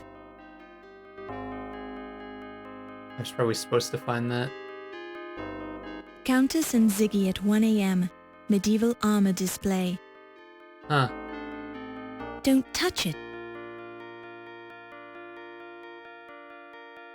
Don't touch it. A handsome desk clock. Yes, it's definitely a desk clock. It says made in Switzerland in the fine print on the clock face, which you can barely read due to the glare on the glass. A handsome... Don't touch it. Don't... Yes, yes. Why can I look at the clock like that? It's President Carrington's stuffed porcupine, Spiny Norman. The stiff quills look especially sharp under magnification. Ouch! Those quills are sharp. I was worried it would like, kill me or something.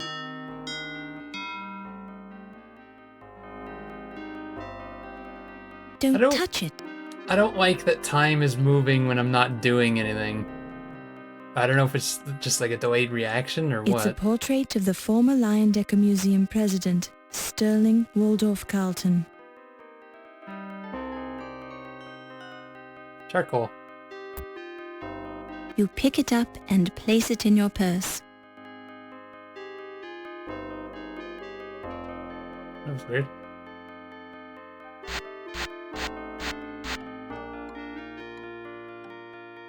Rubbing the charcoal over the notepad has made the imprint readable. Yvette 8 o'clock Egyptian rum, Tut 10:15 Egyptian rum, Carrington 11 o'clock his office. So he was supposed to meet... No, wait, that doesn't... These are Pippin's notes? Like... What is... That telling... Like, are they meetings? Or, like, I don't understand what these are trying to tell me. A painting of the New York skyline by Sterling Waldorf Carlton, dated 1920. Upon close a desk lamp. Don't touch it. First editions of classic literature. Don't touch it. That's not the president's chair.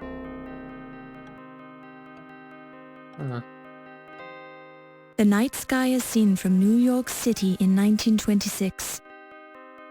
I'm pretty sure it pauses when you do that, and I want to take a break, so I will be right back.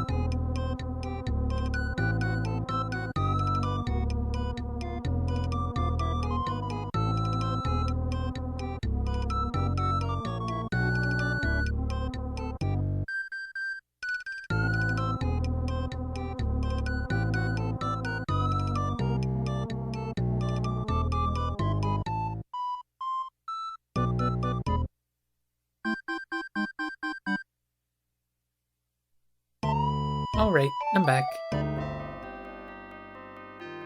So I was thinking about it. I think these are probably... Rubbing the charcoal over the notepad has made the imprint readable. Is he writing down things that happened the night 8 before? o'clock Egyptian rum, Tut Because he's dead now, right? Egyptian So... rum, Carrington 11 o'clock his office.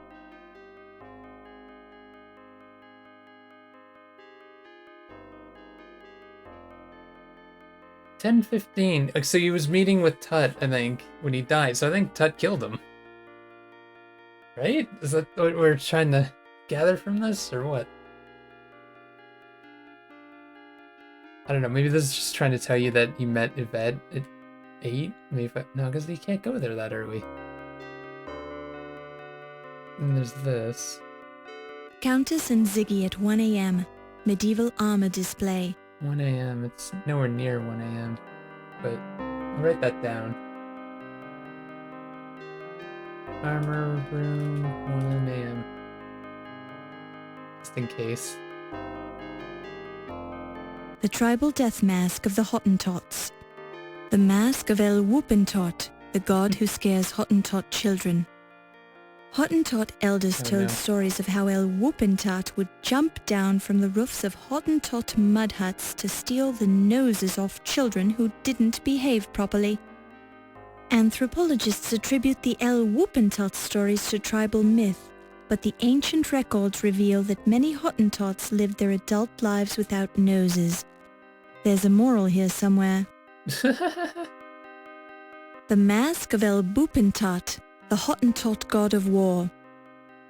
Hottentot warriors would invoke their god of war with the battle cry, "Boop boop-a-doop." This battle cry reputedly struck fear into the hearts of their enemies, who were usually the Poppentots who lived across the river. Poppentarts? Looks can be deceiving. Don't touch it. Don't touch. Don't. Upon close inspection. That's the war mask of the Poppentot tribe. Yeah, the Poppentots would strike fear into the hearts of their enemies, the Hottentots, by wearing these masks into battle and screaming their battle cry, "Pop goes the weasel!" which translates roughly as, "Go back to your own side of the river, you Hottentot wimps." The Hottentots hated the Poppentots primarily because the Poppentots kept stealing all the Hottentot women. Actually, the Hottentot women kept defecting to the Poppentot tribe because they had better food, better villages, and men who bathed regularly. You might say that the Poppentots were the first yuppies. Locked drawers. Don't touch it. Looks. Don't touch it. Yeah, I think we're probably done in here for now.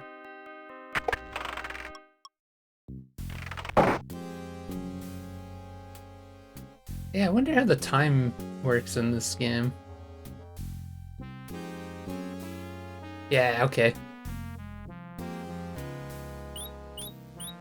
Finding a bunch of items. You pick it up and place it in your purse. I'm guessing we're gonna need to find like a flashlight or something that needs a light bulb? Because there's that dark room. An incandescent light bulb. A gold... You see the initials PS engraved on the back of the Ankh medallion. Yeah, we know it's his. The bone is fossil.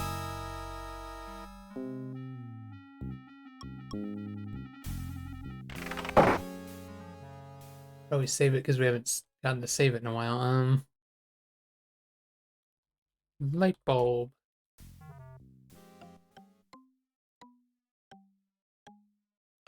I don't have anything to pry that thing off still.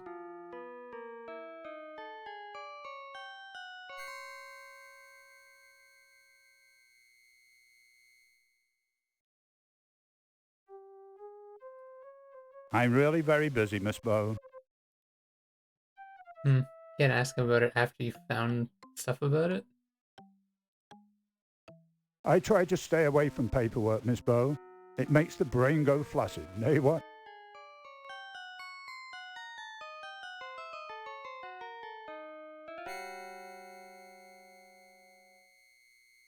What the?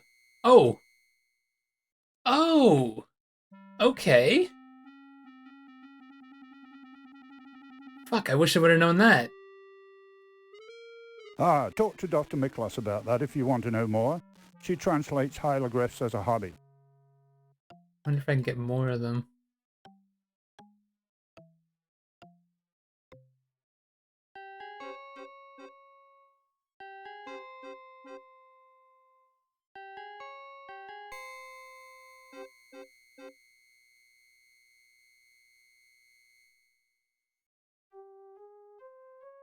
You yank firmly on the...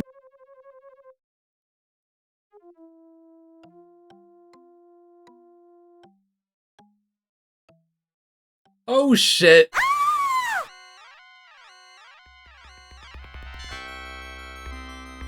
The corpse is wearing a black tuxedo jacket. At the moment it's a poor fit, especially around the neck. You search the pockets and find nothing but the usual lint. You decline to take the jacket with you since it apparently contains no clues and is skewered to the floor anyway. So who the hell is this? Your careful observation reveals that this is a rented tuxedo bearing the marks of repeated alterations. There is a stain above one pocket. A whiff reveals the strong, fresh scent of champagne. Champagne. Though it hardly seems appropriate, you marvel at the intricacy of the construction. The pterodactyl has been covered with authentic animal hide of some sort, stretched over a rigid framework. There's nothing suspicious about it, however. You yank on the wire. It's very strong and firmly attached to the pterodactyl. This is one of the 3 wires that did a less than satisfactory job of keeping the pterodactyl suspended over the museum floor near the overhead catwalk. Oh wait, because there's 3 of them, yeah. So it was this one that looks like That's not... You carefully examine the dangling end of the wire. It's a clean cut, there we go. Indicating that somebody deliberately sliced through the cable from the catwalks high above. You give the wire a pull, but it's firmly... You pull the thin wire. The right hand and arm bend easily. Rigor mortis has not had a chance to set in. You move the arm and it flexes easily. Rigor mortis is not yet set in. Why does it mention the right arm? You find a large grease stain on the right sleeve. You give it a quick whiff and identify the scent of turkey hors d'oeuvres. You search the left arm for clues but come up empty-handed. The left arm and hand are splayed out to the side. A quick glance reveals nothing grasped in the hand or up the sleeve. The right hand of this unfortunate soul is flung out to the side. The corpse is wearing a black The man's neck has been roughly cut. You poke gingerly at the beheaded neck for any sign his of head is tooth, gone? blade or other tool, but you find nothing. Somewhat to your relief. But even though it hit his back... You look carefully at the point of entry where the pterodactyl's bony beak has completely pierced the sinew of the body. There is little to indicate that the wound is anything other than what it appears to be. Though it hardly seems appropriate, you marvel at the... You prod gently at the wound, looking for any clue at all. Other than coaxing out a small rivulet of blood from the injured flesh, you accomplish nothing. A large pool of blood has formed around the corpse. It has barely begun to congeal, indicating that the incident must have taken place within the past few minutes. You gently touch the pool of blood. It's very slightly coagulated. You search the pockets and find nothing but... The corpse is wearing... Your careful observation reveals that this is a rented tuxedo bearing the marks of repeated alterations. There is a stain above one pocket. Close inspection reveals that these rented tuxedo pants have been altered many times. There's a small mustard stain on one leg. So someone who eats a lot? You Like, I examine don't the understand pants what we're currently getting being from worn this. by the lifeless body on the floor. They're tuxedo pants with a thin stripe of satin up the side of each leg. The pants are stained with the usual fluids that seep out during death, which explains the smell, but you find nothing unusual. The pants are damp and you're getting much too personal, Laura. I don't know what else we can do. The corpse is wearing a black tuxedo jacket. You search the pockets. The pants are damp. The pants are damp. You search the pockets and find... The pterodactyl is cold and lifeless, which is not unusual since it's been dead for millions of years. You don't suspect it died from foul play, but you never know. I think that's everything that we can get from this.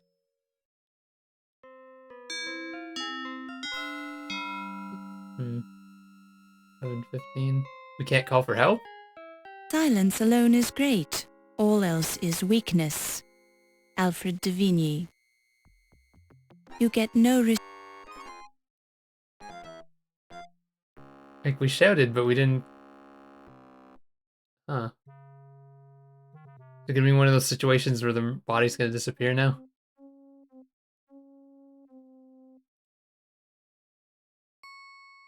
No?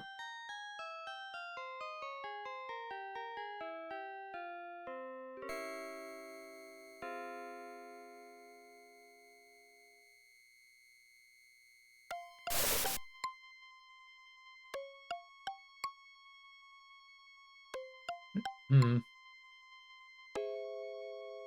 well-timed silence. You remind yourself of the principles of investigative. You ask yourself if you can handle the task set.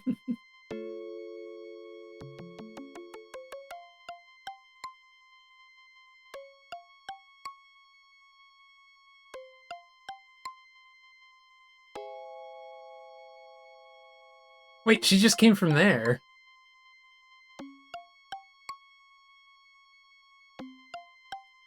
You get no... It is better to know some... But she's not meeting anyone right now.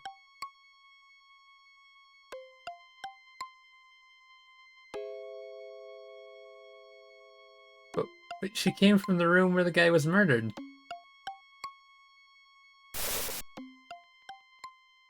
You see a short, elderly woman dressed flamboyantly. Hmm. Please, Miss Bow. Good evening, Countess. We're not gonna mention the dead guy? Miss Bow.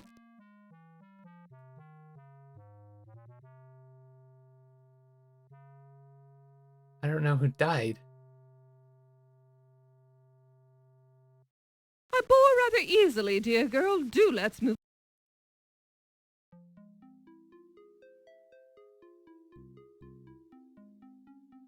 Oh, I never have to look at things like carbon paper. I let my accountants get their hands dirty. It is better to...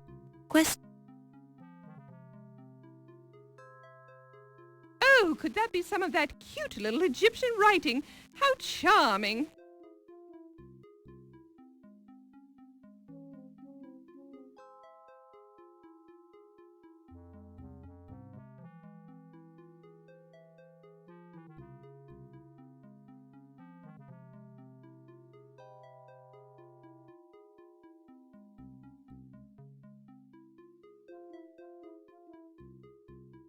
Oops. What are you doing? Go over there. Can you not go over there? I don't remember if there was anything. I guess there wasn't anything over here. What was there? Where's she going?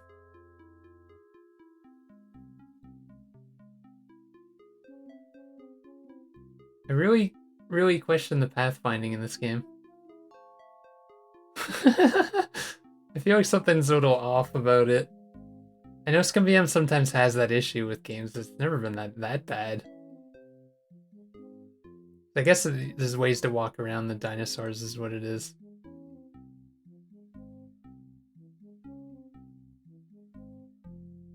We can't, like, call for help or anything?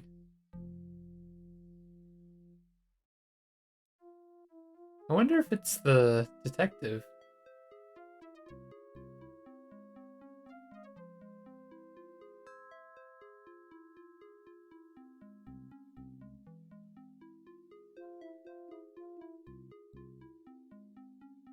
Oh yeah, it would say something, wouldn't it? The door is locked. On close inspection of the door, you see two heavily faded words that were painted on the door at eye level, although It's your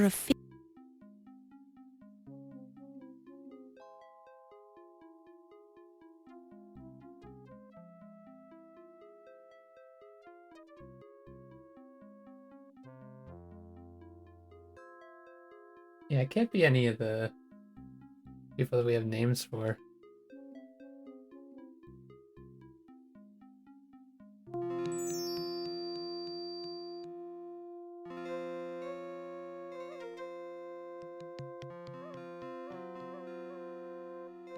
I have to find something to put this light bulb in.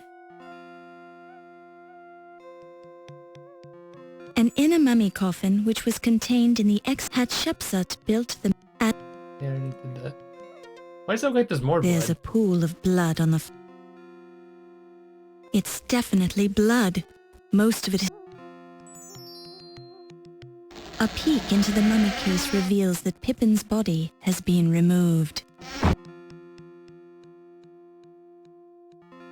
An outer mummy coffin, whose cartouches identify the occupant as Hatshepsut, the female pharaoh, daughter of Thothmes I. The inner coffin is located to the right of this one. The mummy case is sealed shut, as it has remained for over 2,000 years. A mummy coffin built during the 19th dynasty. Inside and outside, both coffin and cover are decorated with large figures of gods, vignettes, and inscriptions from the Book of the Dead, as well as emblems and decorations painted in bright colors.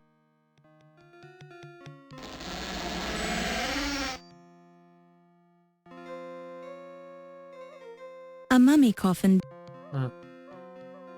The exterior of this coffin is gilded and inlaid with lapis lazuli in a pleasing aesthetic pattern.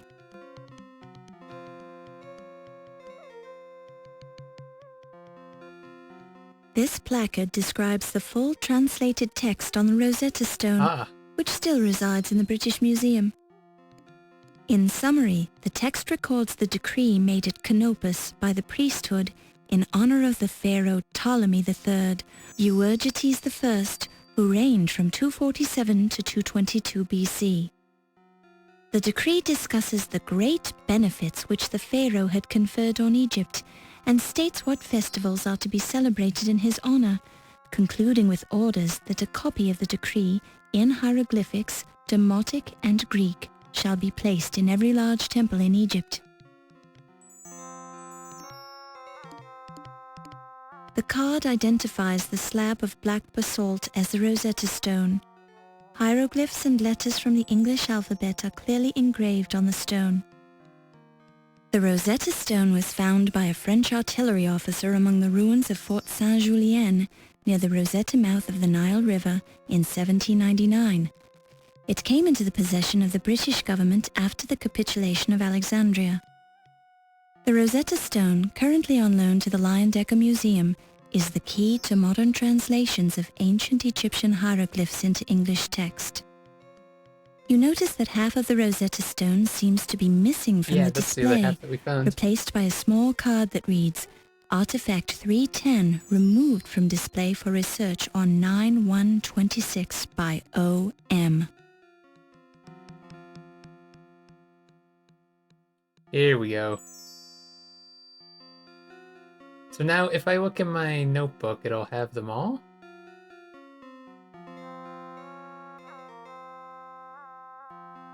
Or more of them. Yeah, still not all of them.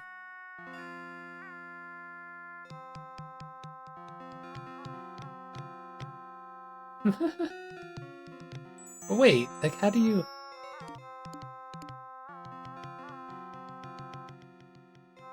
Is there a reason for clicking on them like that?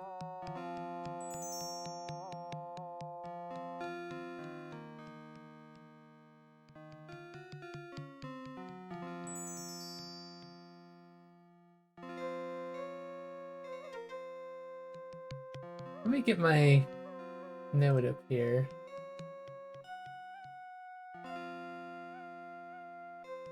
If I have them all, I can start making things.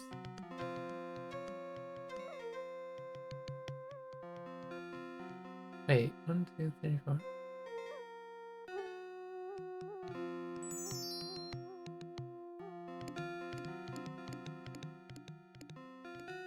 Yeah, it's all the letters, but why does it feel like some of the notes are different? Or are those dots? The dots might be spaces then, because there's like weird dots that are showing up on the thing. Should I just go through this and do it?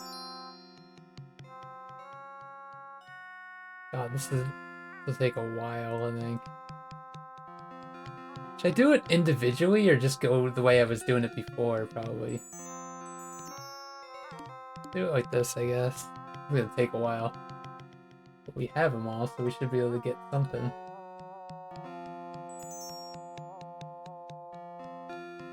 Yeah, I'm gonna take it that those are probably spaces, the dots that are on this thing. A lot of E's. Although, what about ones, like this says E, and it's 2 of those. Oh, I is 1, okay. Well, we'll get that later. I was wondering why there were so many, like, separated from each other and shit.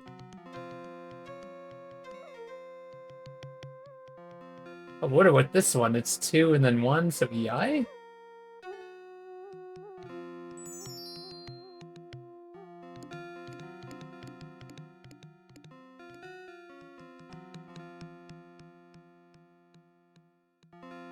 You know what? I wonder if it would just... Hold on a sec. Rather than doing this...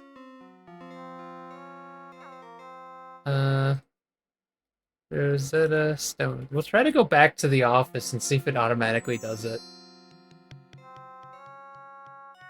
The previous occupant seems to have vacated this mummy case.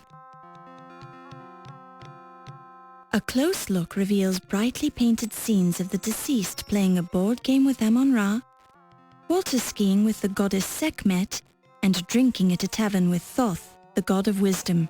In essence, these painted scenes served the purpose of candid family photos, even though they never actually happened. Armed with these snapshots, the deceased could try and con his way safely through the underworld to meet the gods themselves. Usually the gods had good memories and would never remember meeting the deceased, whose soul would then die of embarrassment.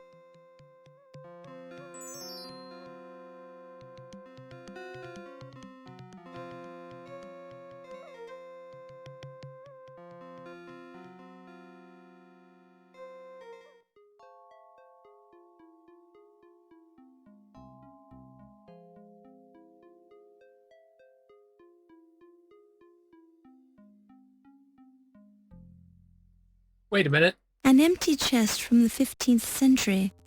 Although the carvings on the exterior are crude, kind of makes you stop. The chest feels like wood. The carvings on the chest. It's open, An though. empty chest from the 15th kind of makes you... It wasn't open before, was it? The chest feels like wood. The carvings on the... Maybe it was, I don't know. I didn't think it was open before.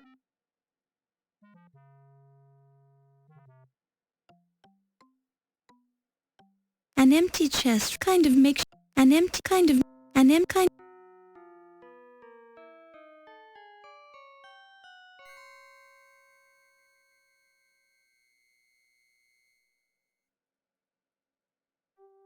I thought it was closed. Hold on, can I... If I go restore... No, I don't have a save that's there. Oh, I do. Okay, it was open. I don't remember it being open.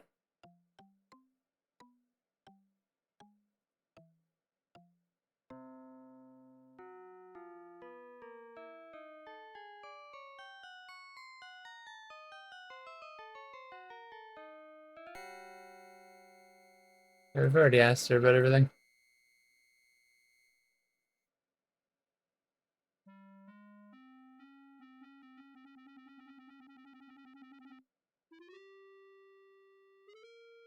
I'm wondering. Rubbing the charcoal over the notepad has made the imprint readable. Yvette.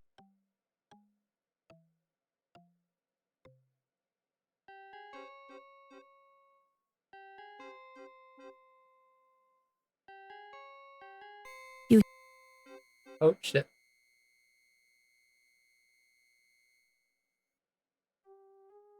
Well, lass, we've known each other a long time, and I'm not ready to get married yet.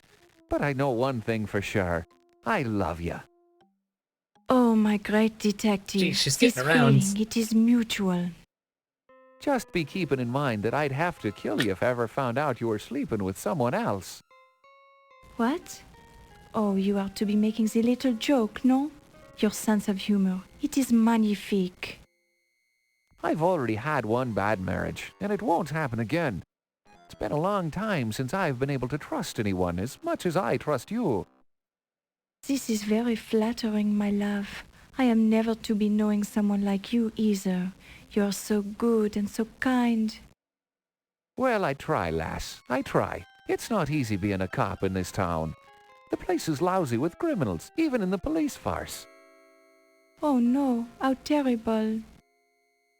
Sure, and it's a hard thing when a cop goes bad. I've seen it happen. A cop spends years fighting crime and watching the hoods get rich while he risks his life to make just a few bucks. The first time a cop takes a bribe, it bothers him. Oh, but then it gets easier. You are such a strong man, my Ryan. You would never be accepting the payoff, no? Sure, and I'm shocked that you'd even say such a thing, Yvette. I'm sorry, my love. I should have known better. You'll have to show me how sorry you are. Kiss me. Gladly, my love. How can I resist?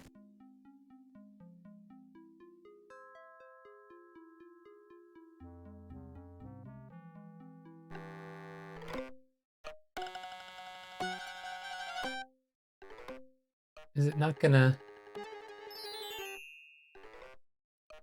A number of hieroglyphs. While this is an I guess we have to do it ourselves then. Okay, back to it. Wait, did I type in all the E's? No, I didn't. I stopped on the first half. Fuck. Okay, this is gonna take forever to do, by the way. But at least we'll have the note, whatever it is. Hopefully it's something important. I just realized we could have had it earlier, technically. Because I could have, gotten that first Rosetta Stone.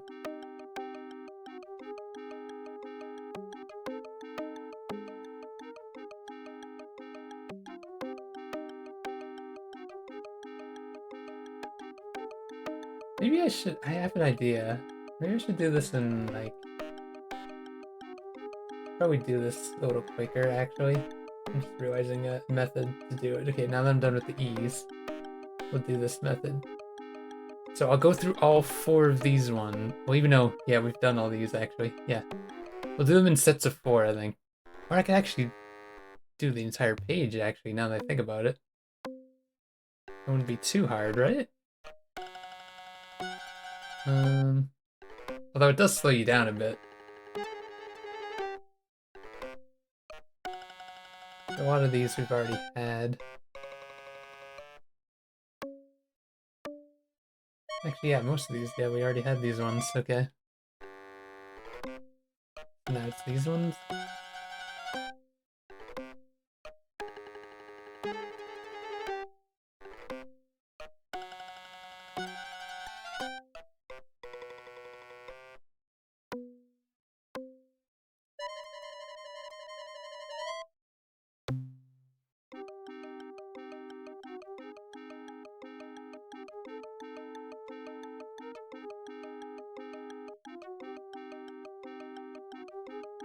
Probably should just write this out somewhere else, but I'm sure it's fine.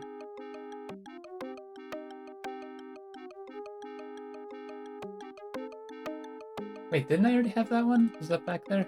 Yeah, that's a Y. I missed a Y on here.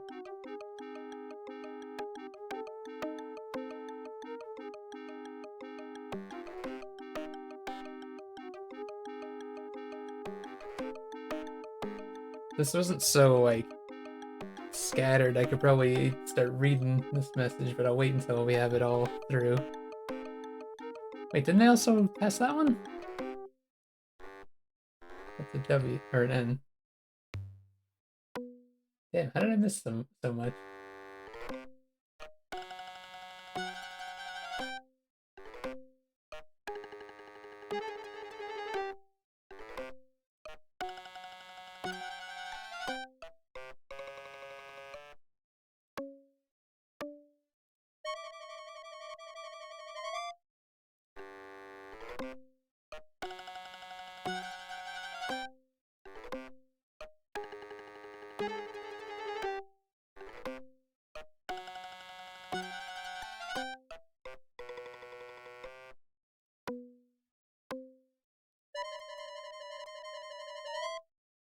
Yeah, this is definitely gonna take me a while.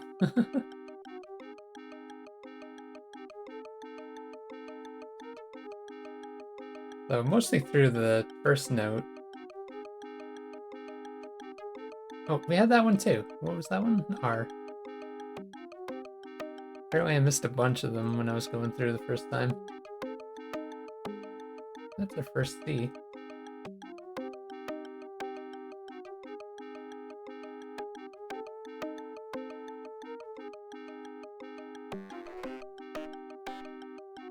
Oops. I am starting to notice words in here now. Okay, so that's the first message. On the second part. Whoops.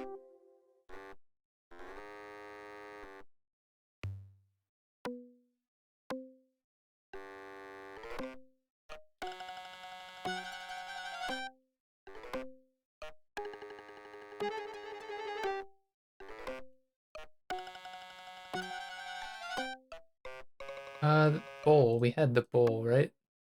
No, the bowl's the opposite. Okay, so we didn't have the bowl yet.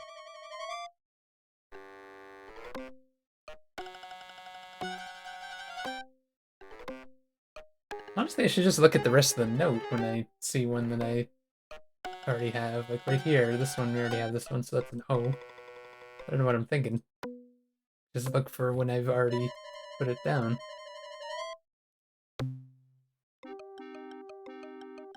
I'm definitely getting faster at this. Still taking a while though.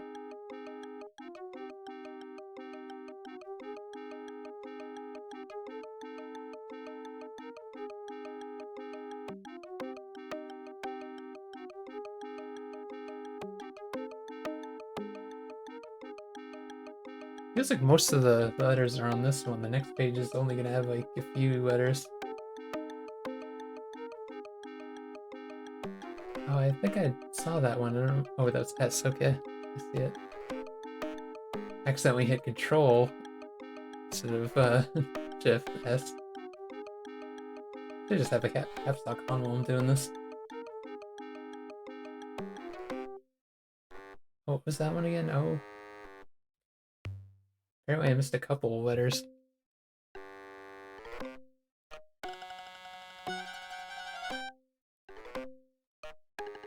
Okay. Oh, that one's a T as well. Back to the beginning, and then we'll go to the next page. Okay. Bit more.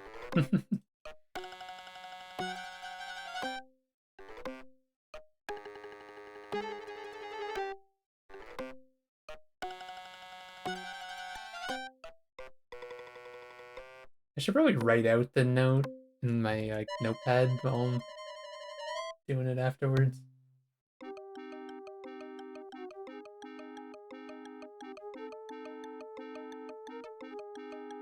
It's going a lot faster because it's easier to tell which ones I don't have too.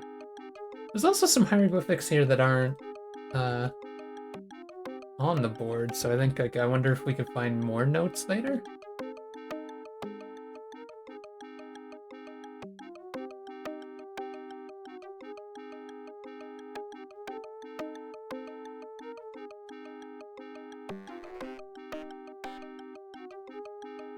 Yeah, it's a lot of H's for some reason.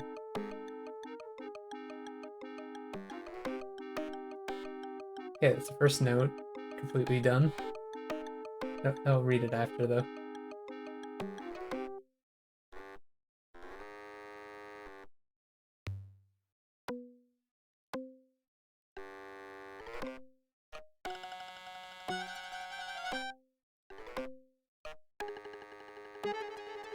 What was that bird again? Oh, that's you. God, I missed a couple here.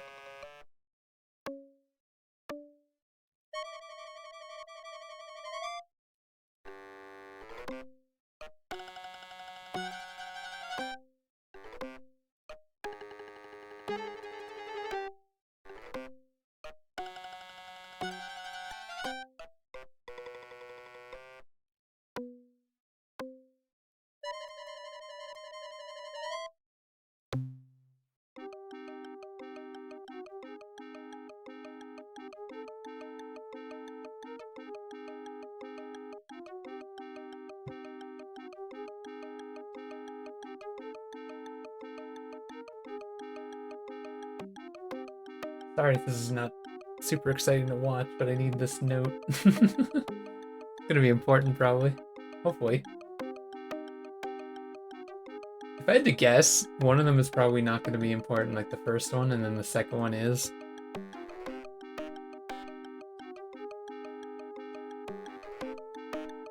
There's a lot of M's here.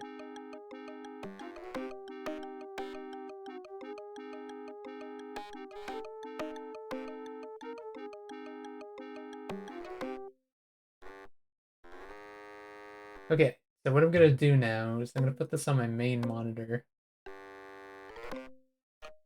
And then we'll move the notepad over so I can type it out with the messages as I'm going through it. Okay. Let's see.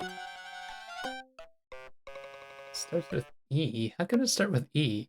No, that's an I. Shit. I fucked that up because that was before I knew about that. Okay. I pay homage to the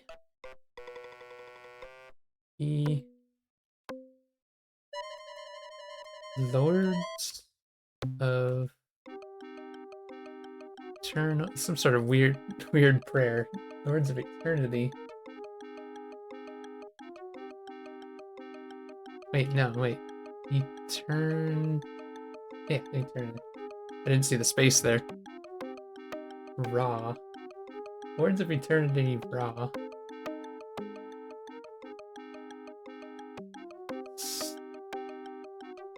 Wait. Oh, strong. Why did I think it? Why did I see Stora? I'm typing this wrong. Okay. Wait, strong and then just S by itself? Oh no, IS. I missed an I there. Strong is thy sail. I should have wrote this out better. I've done it in a really weird way. Sail in the wind as the lake of fire. Wait, there's no space there. Fire in? I'm gonna put a space there even though there's no space because that doesn't make any sense. In the underworld.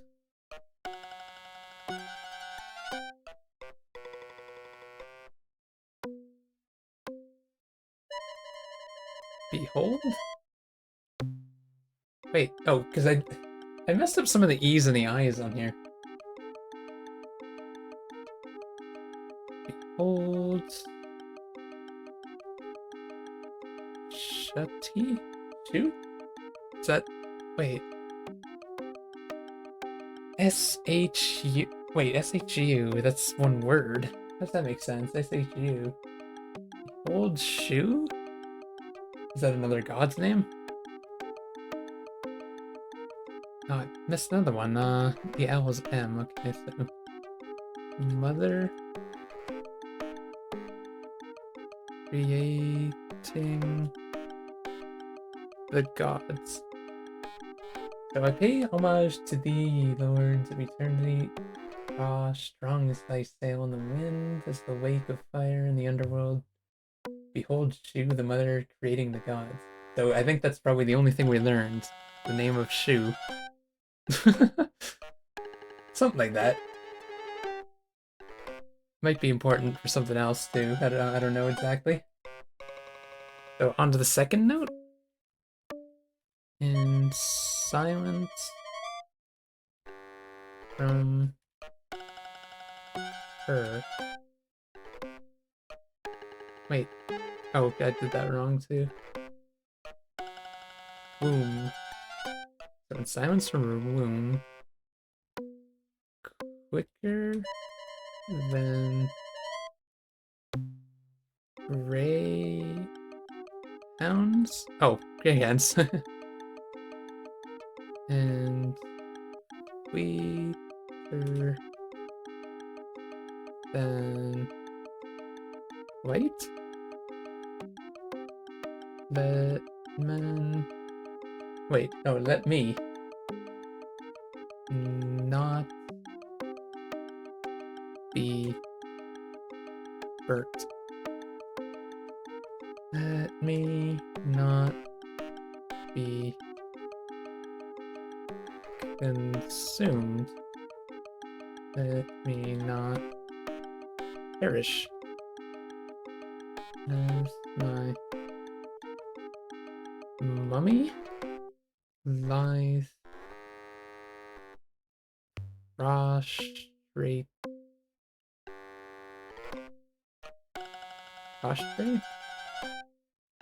in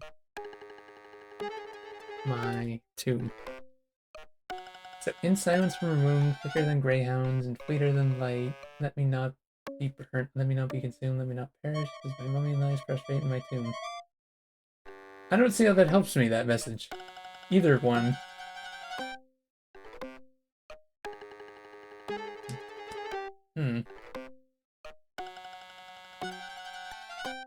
It's basically some sort of prayer or something?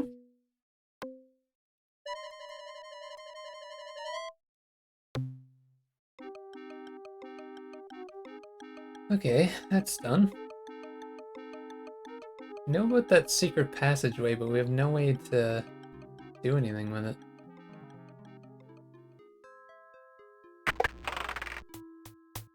Oh shit, you can walk in on them. I mean, we gave them ample time to get out of there. We just gonna stand there awkwardly?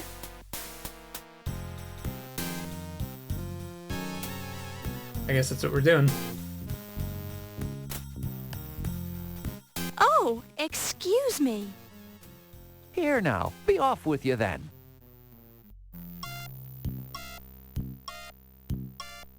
Why didn't she lock the door? You don't hear. This door is... Oh, now it's locked.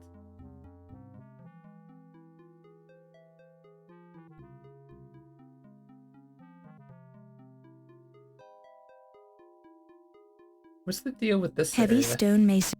Feels like... You hear... It's clearly probably some sort of... Heavy stone mason.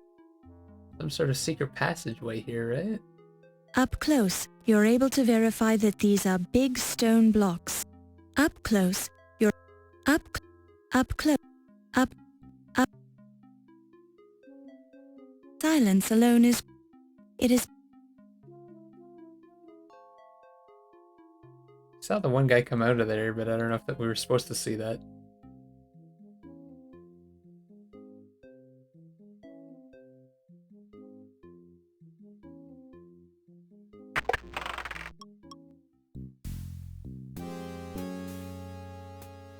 Wait, whoa.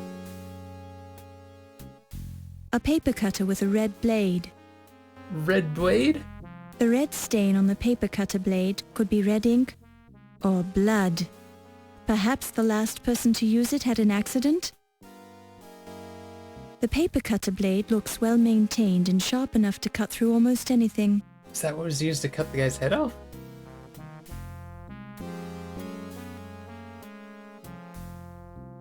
Miss Bo, this is a private office. Oh, well, I was just looking around. Have you seen this paper cutter? It looks like it has blood on the blade. Blood? Oh, that's not blood. You got me all excited. It's probably just red ink. But if you're worried about Yvette, I just saw her on the way down to Ernie's office in the basement. She goes down there a lot for some reason. Maybe she's fond of Ernie? Yvette is very fond of everyone, my dear. Now, if you'll excuse me, I have some business to attend to. She's starting to seem suspicious now.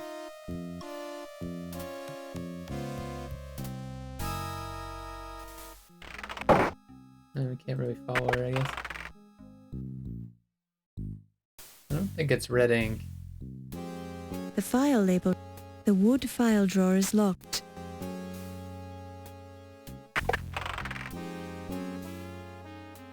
Of course. Another murder. On the porcupine? Oh man, the face.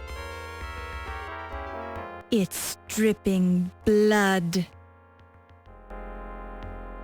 You presume the dripping blood belongs to Carrington, since the porcupine was stuffed.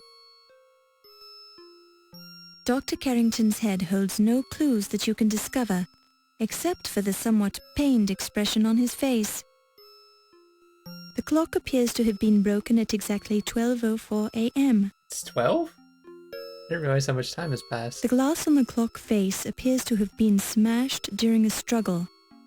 Whether it was a struggle to wind the clock or a struggle for Carrington's life, it's hard to say for certain.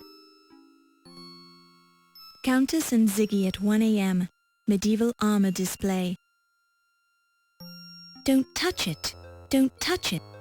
Rigor mortis has not yet begun to set in, allowing you to move the fingers freely. Is there some way to take fingerprints? While this is...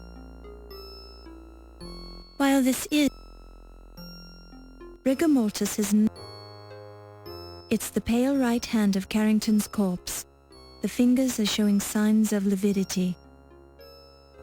It's the pale left hand of Carrington's corpse. The fingers are showing signs of lividity. Neither the fingernails nor the fingers hold any clues. The fingernails hold no clues, but the right index finger has blood on the end of it, although there are no cuts evident on the hand. CP? The letters C and P are carefully written in blood on the desk, as if they were put there by the dying President Carrington. But they're the wrong way, though. So would it be the opposite way? You see two letters written in blood. CP.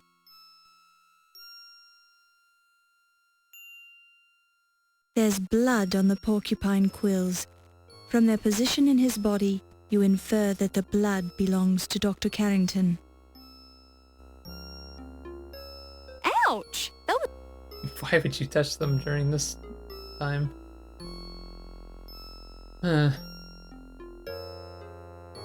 Dr. Carrington's head holds no clues that you... Carrington drooled a bit when he died, and his hair could have used a good wash to get all the grease out of it. The porcupine's eyes have bugged out of his head under the great weight of Dr. Carrington. The glass on the clock face appears to have been smashed. Don't touch it.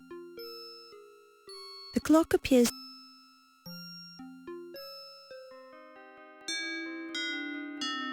Yeah, it's 12:45 now. How much... Why did so much time pass? Is it because... I hope it wasn't because I was translating that note.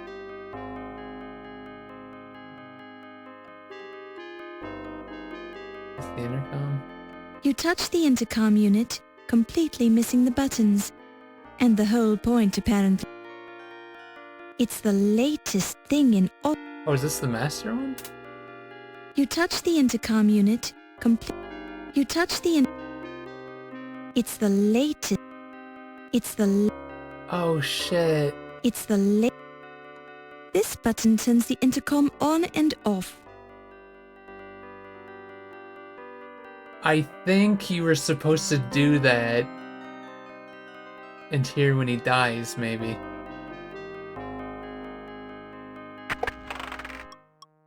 That would be my guess, right? Since it's just a slave into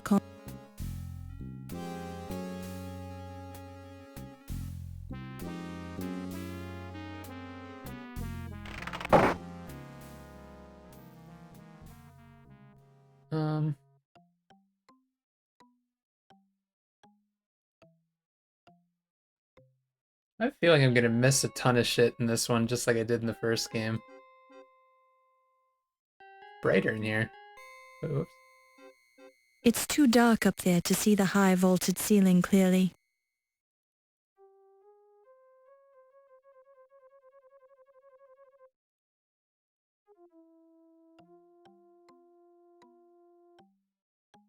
Where's the armor room?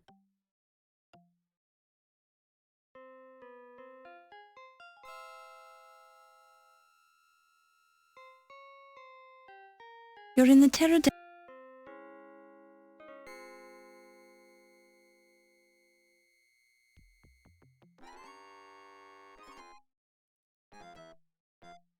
It's almost 1 o'clock.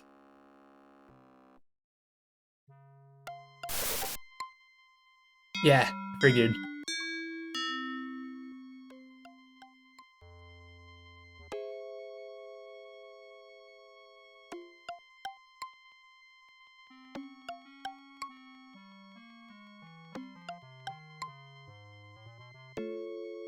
What is she doing?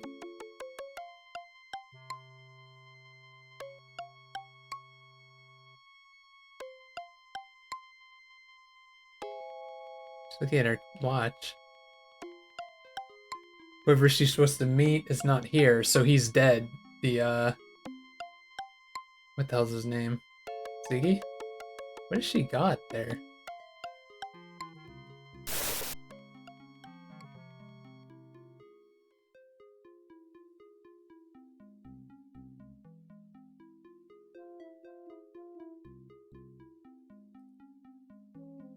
Good evening, Countess.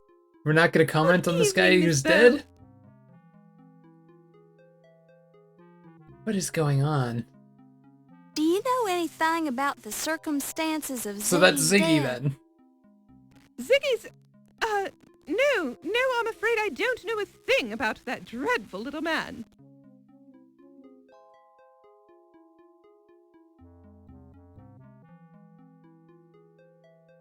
What about... I bore rather easily, dear girl. But we know Carrington's dead too.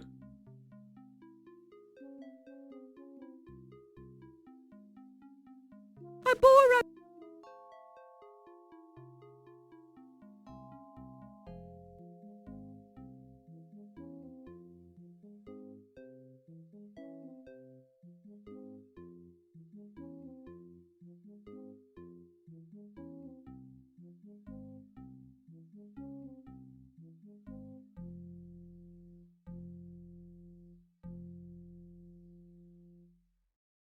I feel like just like the first one, I'm making progress on like the deaths and shit. But I don't know if I'm making other progress, so I don't know. The door is locked. When you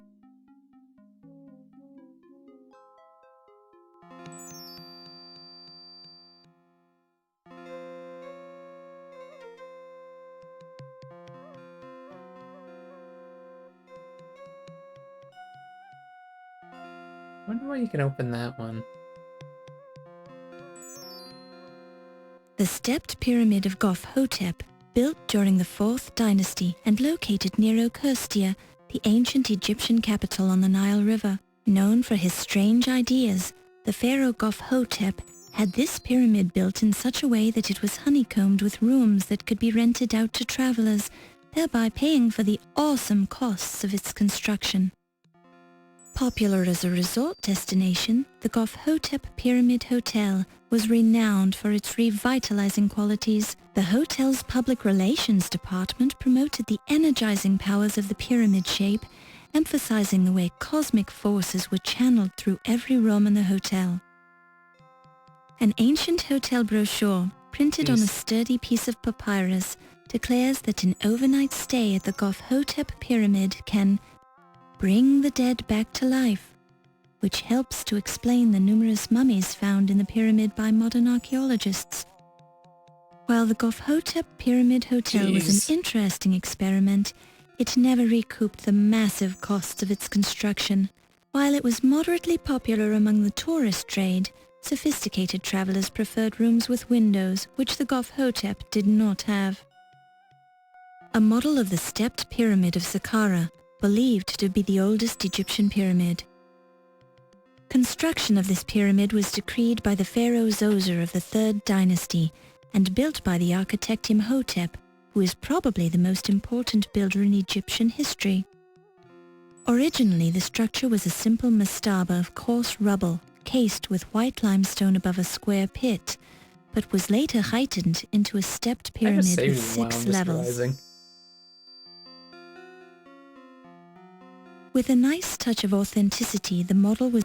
The Gofhotep Pyramid Hotel is made of rough limestone. A tiny sign reads, "Budget rates, an Ankh on every sleeping mat, free cosmic forces in every room, approved by the Amon-Ra Travel Association." Well, the game doesn't let me save it in a lot of rooms for some reason.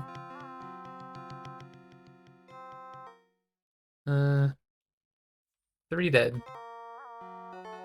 Take a quick break, and we'll be right back.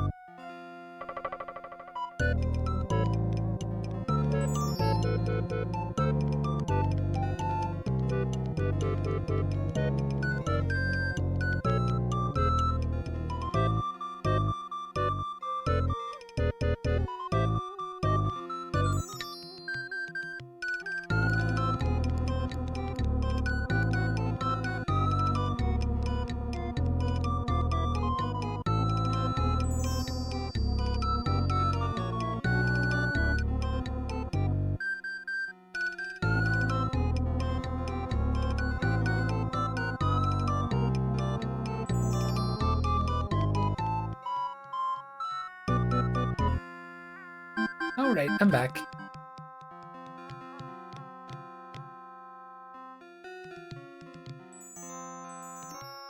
So I really want to make some sort of like flashlight or something so I can go into that secret passageway. Oh shit! He's still alive. I'm not in the mood to... You dare to mention his name to me? He is the blasphemous temple destroyer and tomb robber who stole the Dagger of Amon Ra from Egypt. Did you kill him? Miss Bow, I am shocked that you would ask me such a thing. Amon Ra snuffed out Peepin Carter's life as punishment for his crime, and that's all I have to say on this matter.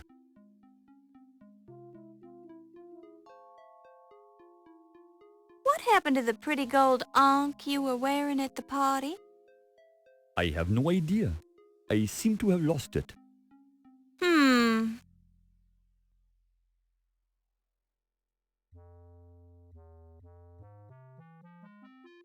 You already asked me that, you silly female.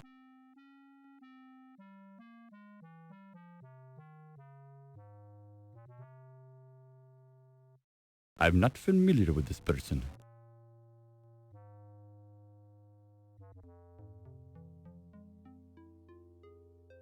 You already...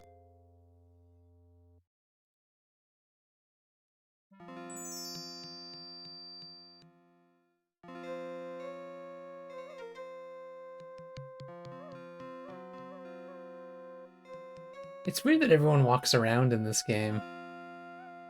I wonder if there's like reason to follow people.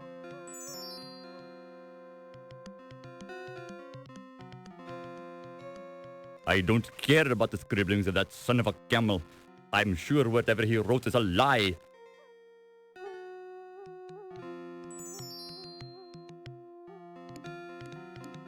Hieroglyphs are the ultimate form of written communication. To know them is to know the power of Thoth, who created them for the people of Egypt.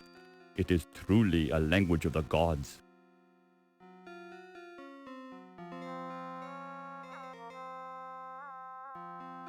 It does not look useful. Someone has already typed on it.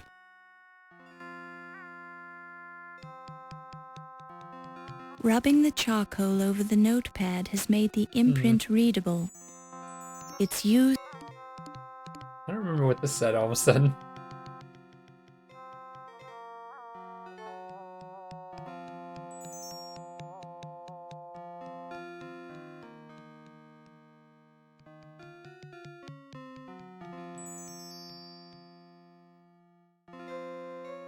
Where did he go?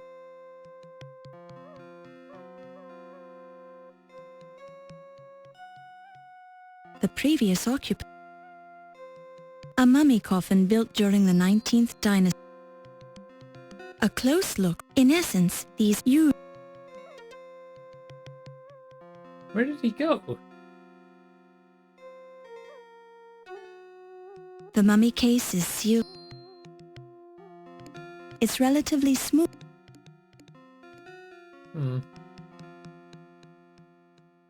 Maybe he just disappeared because I left, yeah.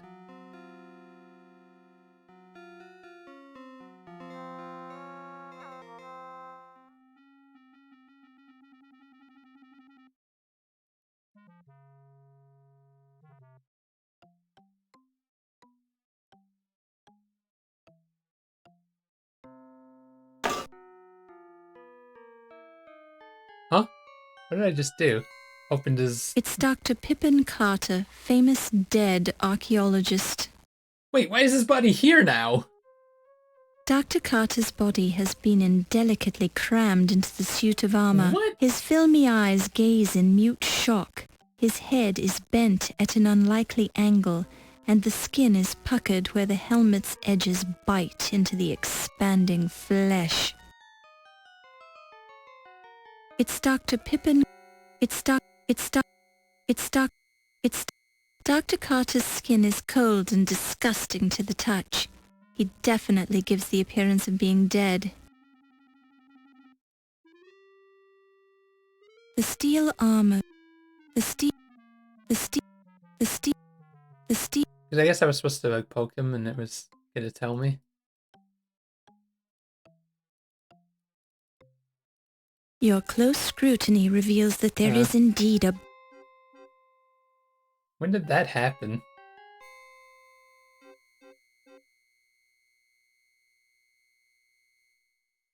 This head is... This is the... Is there ever gonna be like a new head in here? Just realized. This is the... This... Yeah, that one looks off. Oh my god! We found Ziggy's head. Oh no! That doesn't look like a life mask. It's Ziggy's head! It's Ziggy! Oh no!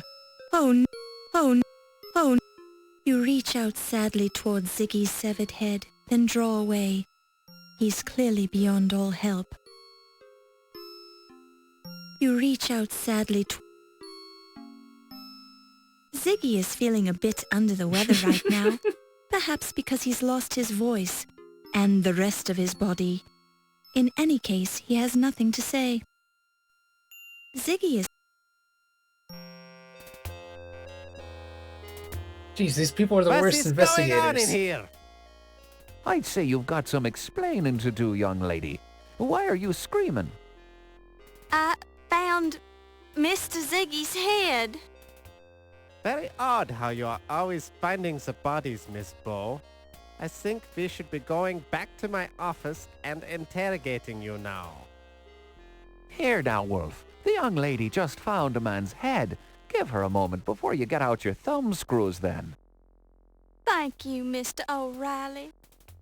Don't thank me, lass. I'm not saying you didn't kill the man. I'm just trying to restrain Mr. Heimlich's enthusiasm for his job. But I will get results. Let me talk to her privately. Now I realize you're just trying to help, Wolf, but I think we can learn what we need from the lass without harming her. She could lie and you'd never know it. You Americans are too soft on your criminals. I just walked in and found his head, that's all. Well, Mr. Heimlich does have his point, lass. It's a wee bit curious that you keep showing up at the murder scenes before anyone else. How do you explain that, then? Just lucky, I guess. Well, you do seem a wee bit small to be sawing off a man's head, I'll say that much. Thanks. This Fräulein could have had help. Or maybe she's very clever. Or maybe you're trying to pin the murders on her, so you can find the murderer and save your job, eh? My job is quite secure, Herr O'Reilly. Oh, really now? A security chief who allows burglars to steal the exhibits, then overlooks several murders happening under his nose. I'd think twice about your security methods if I was running things here. This is hardly the place to discuss my methods, Herr O'Reilly. We have a suspect to interrogate. Correction. We have a murder scene to investigate. We can talk to the lass later when she's had a chance to calm down. Thank you again, sir. You're a sturdy one, I'll say that much for you. One scream and you've got your head together again, so to speak. Just don't try to leave the museum. I can't leave. I'm locked in. Good. We won't have to worry about you then. All right, Wolf. We've got work to do. Let's go get the crime scene tools. You have to walk like that. I don't think there's anything left to investigate in here, is there? This head is French.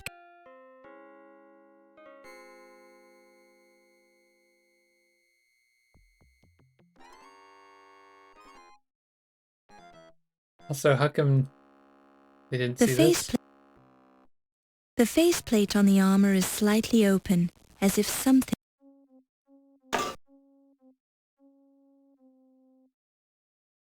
Dr. Carter's...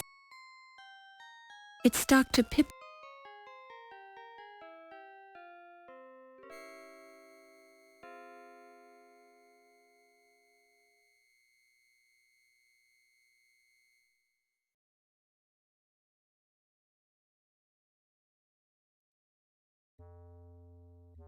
Wait, I wonder what's something with him.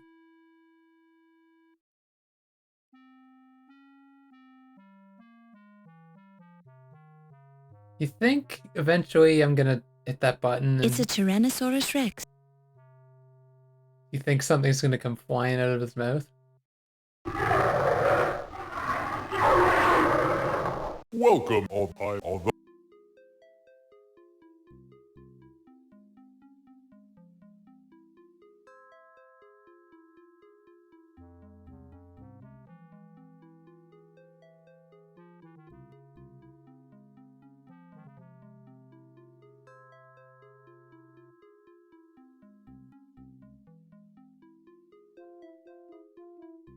I've been back to the gift shop. I don't know if it's still locked.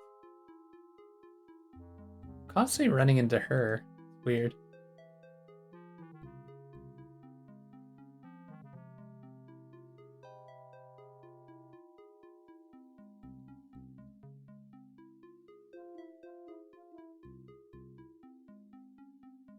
Honestly, don't know if I'm not doing well in this game or not.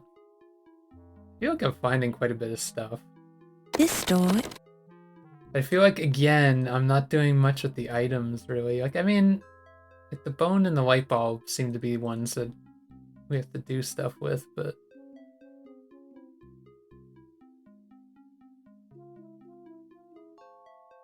Like, we need to find a way to get some sort of light. Like a flashlight or something.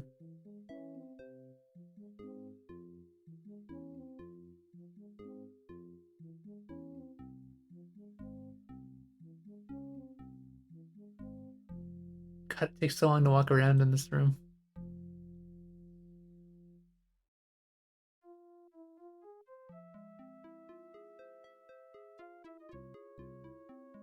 I wonder if the majority of the game happens in Act 3, or like they could change acts at some point.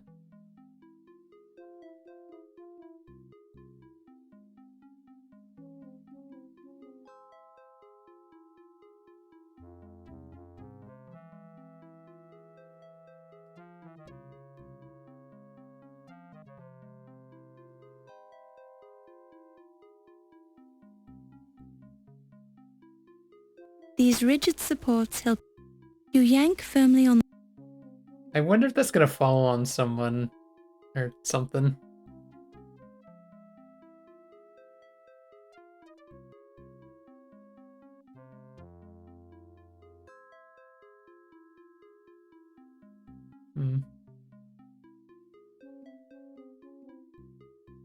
Why does it seem so bright in here? I don't think it was this bright.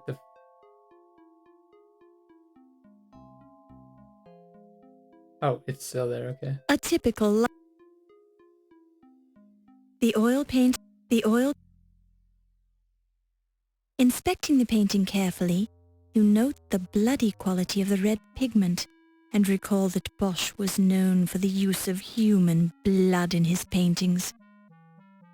The skeleton key is firmly affixed to the Bosch painting with glue. We have nothing to really remove that.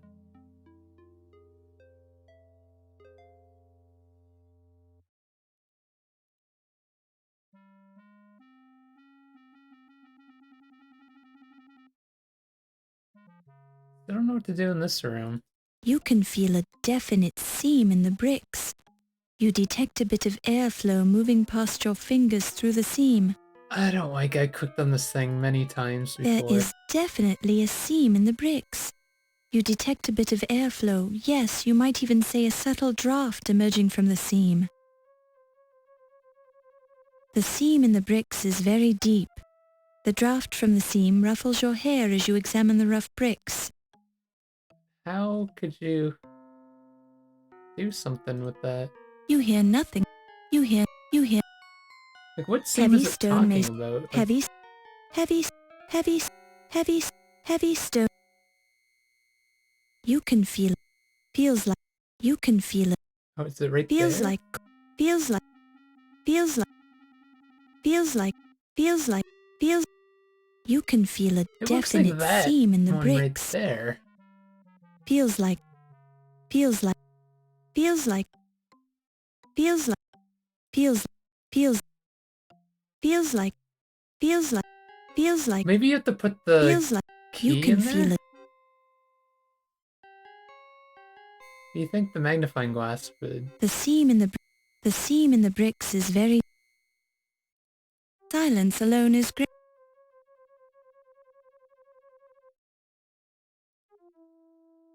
Feels like. Don't touch the window. The window is too dark to see through. You wonder what's on the other side, but you're almost glad you can't see it.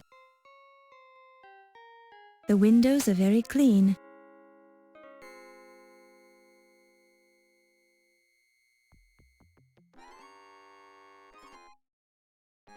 Heavy stone. Heavy. Huh.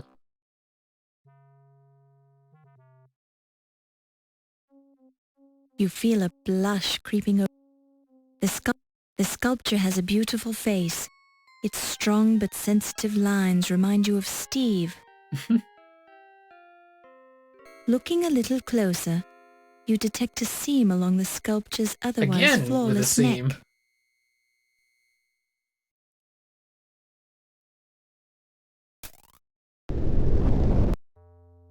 Aha!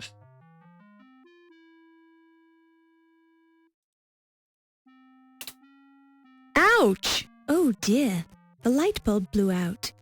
You hope someone will invent a reliable light bulb one of these days. Ouch!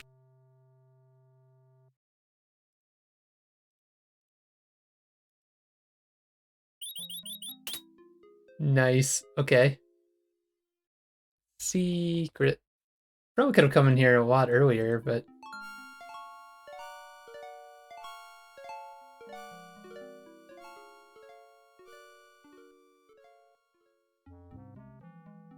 The glass covering the alcove is marked with the words, "For emergency use only." The glass covering the alcove is... Beyond the glass is a shadowy object resting in an alcove. Perhaps it's a lantern, although you can't tell for certain. Figured.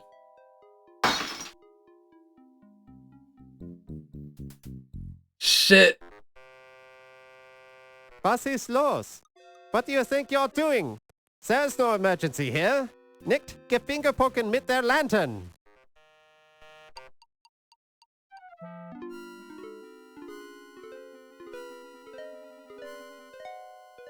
Am I supposed to do that later in the game, maybe?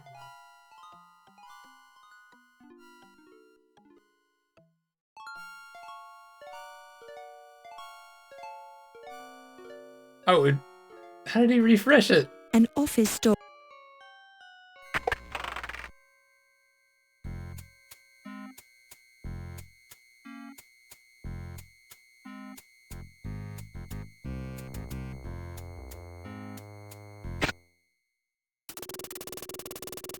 Jeez!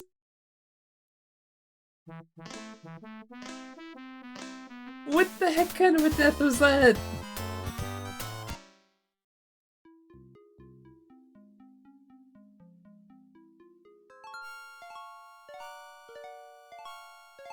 So, I'm guessing, does that mean that Wolf dies at some point?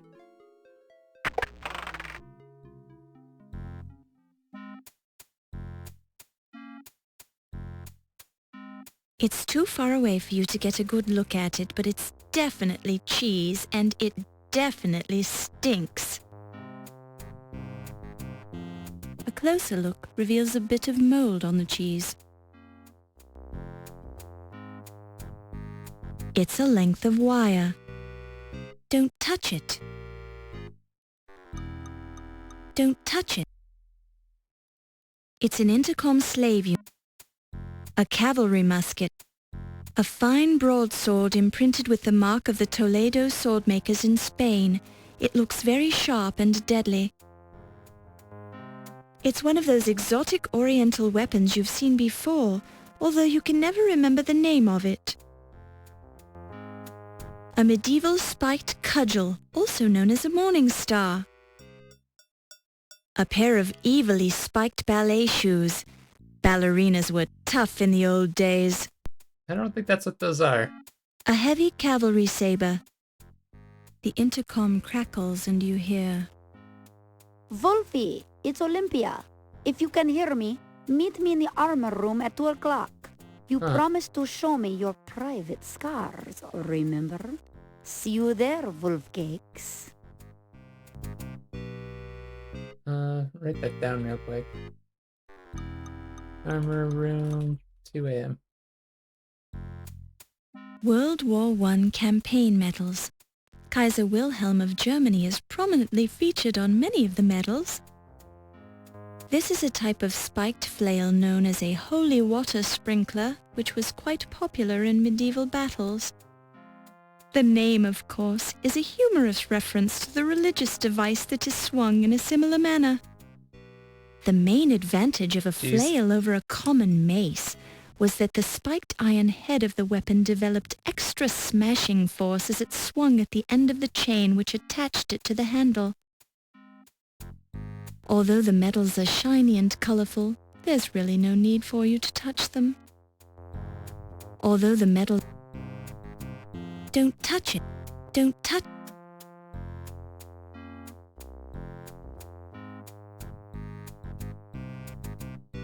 This bookshelf is dedicated to the topic of medieval weaponry.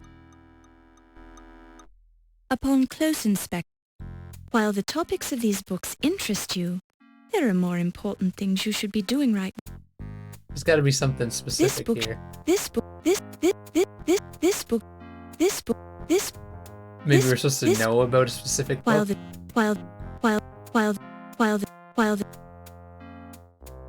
It's the office. That's not the...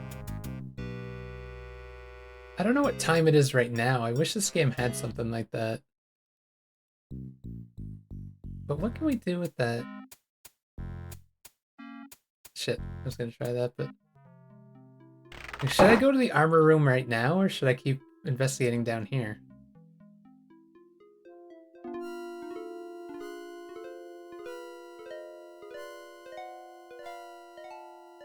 So I don't know what time it is. I don't think it's anywhere near 2, though, possibly.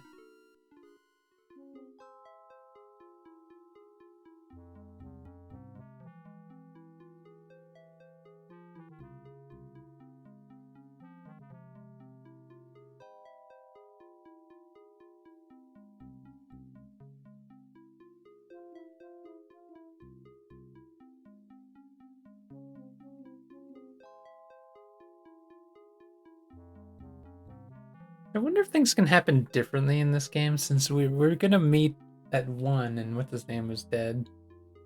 I don't know if like it's possible to meet him there, or if that was just to figure out that he's dead here.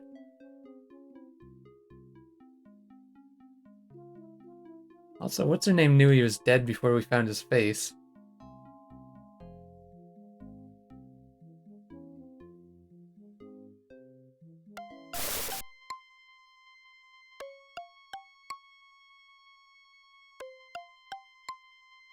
Well, it didn't change time. Last time it changed time when I did this.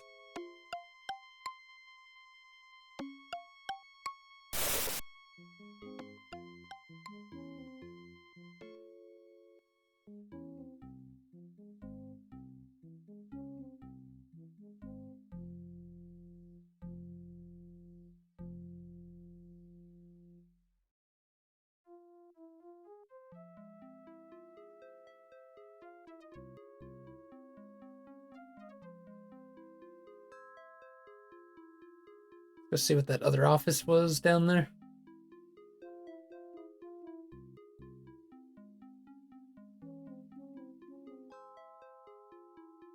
Wonder what I need that cheese for.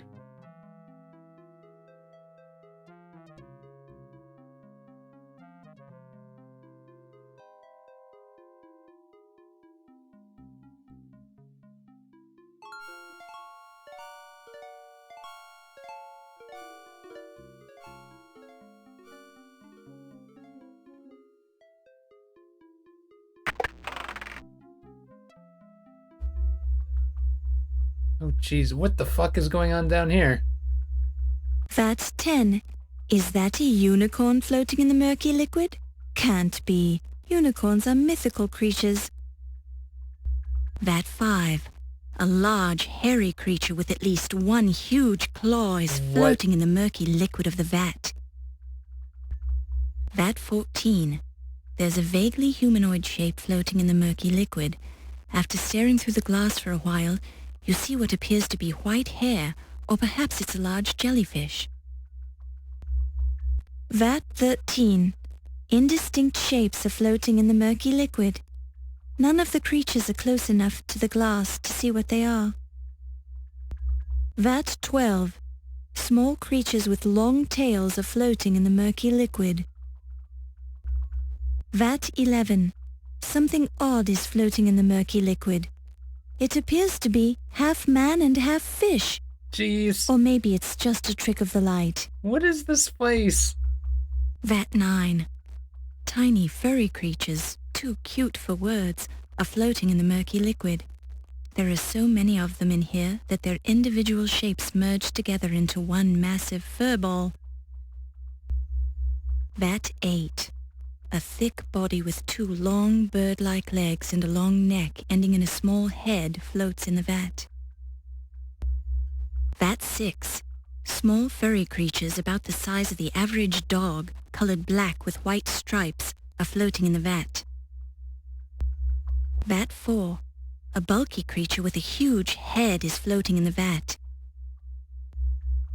Vat 3. Very long tubular shapes, like lengths of thick rope, are floating in the murky liquid. Vat 2. Peering through the glass, you see a turtle floating nearby in the liquid. Vat 2. Upon close inspection, the creature is too far away in the vat to make out any more detail. Yikes! For a moment there it looked like a puffy eyeball was staring back at you. Now all you can see is a piece of royal blue cloth. Huh? Vat 14. There's a vaguely humanoid shape floating in the moon. You notice several dried streaks of liquid on the outside of the vat, up near the top. That's not the sort. The creature is too... Upon close... Wait, whoops. A colorful ostrich feather is resting against the inside of the vat. You see a smudged fingerprint on the side of the vat. Upon close That's not... It's hard to be sure, but you think you can see a koala bear in there.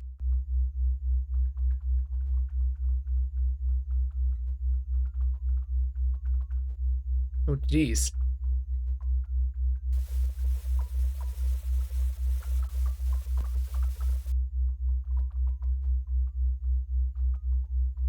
What the hell? Could it be? Yes.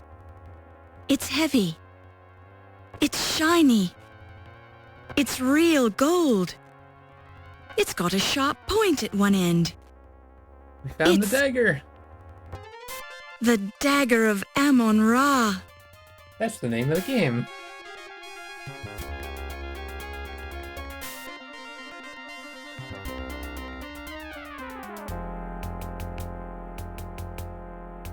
Paste to use the magnifying You pick glass it up and everything. and place it in your purse. Boy, the alcohol fumes sure are strong in here. Uh-oh.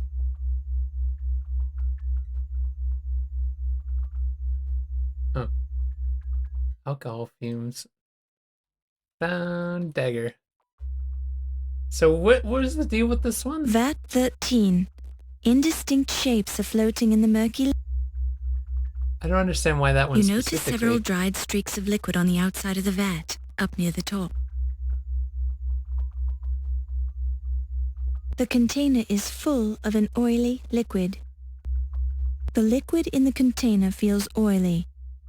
You also note that the container is too heavy for you to move.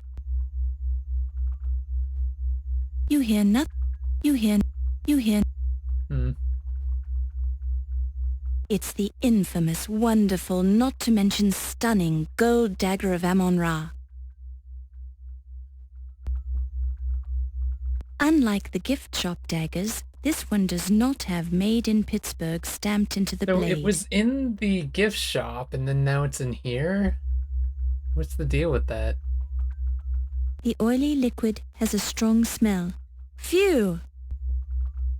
A wooden workbench loaded with many empty glass containers that smell of alcohol, although one of them is full of an oily liquid. The desk is dusty, giving you the impression that it's not used very often. Dust comes off on your hand when you touch the desk and the glass containers. Attempting to move the containers, you find that they are welded in place by grime. Of course. So we need something to carry Dust those, I guess? Wait. So you could do this to all of them? A unicorn?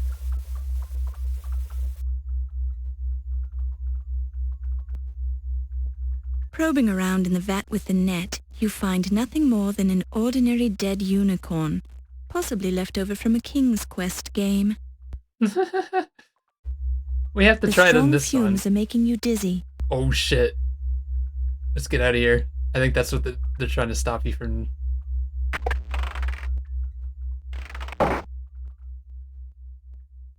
A full bottle of Dr. Moribund's guaranteed snake oil. You pick it up and place it in your purse. Why do we need the snake oil so badly? The label reads, guaranteed to ward off Oh. poisonous snakes, or your money back. The directions read, Sprinkle copious amounts of Dr. Moribund's guaranteed snake oil on Snake. Snake will leave you alone. If Snake does not leave you alone, Dr. Moribund accepts no legal responsibility for damage occurring to the snake's victim.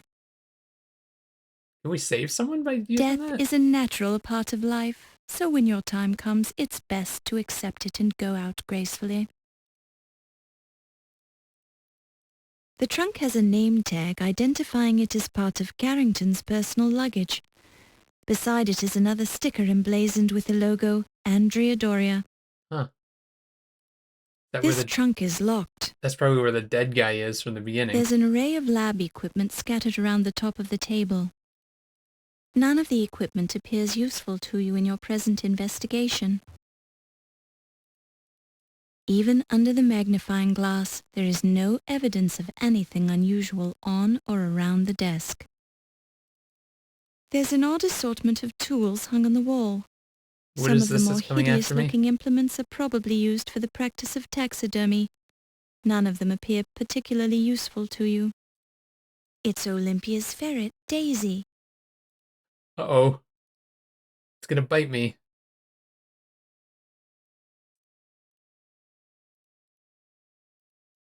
There was silence. Hello, little ferret.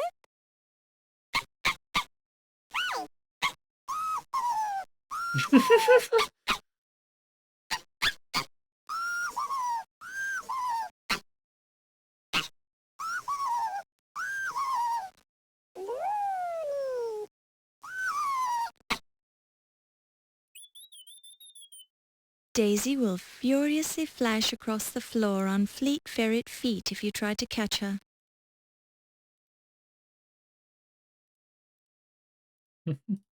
An empty canister stands in the corner, offering no clue as to what it once contained. The canister is clearly empty and too heavy to be moved around. Even under a magnifying glass, the label proves too worn and faded to reveal the former contents of the canister. It's a sack of plaster, sometimes used for making molds. Why would I want to make a mold? You have no use for a sack of plaster. But it looks... It's too high up for you to examine with a magnifying glass, but fortunately there's nothing telltale on the sack of plaster. It looks suspicious It's the door as heck, to the though. Mammology Lab's cold storage locker. Someone's gonna be dead in here, right?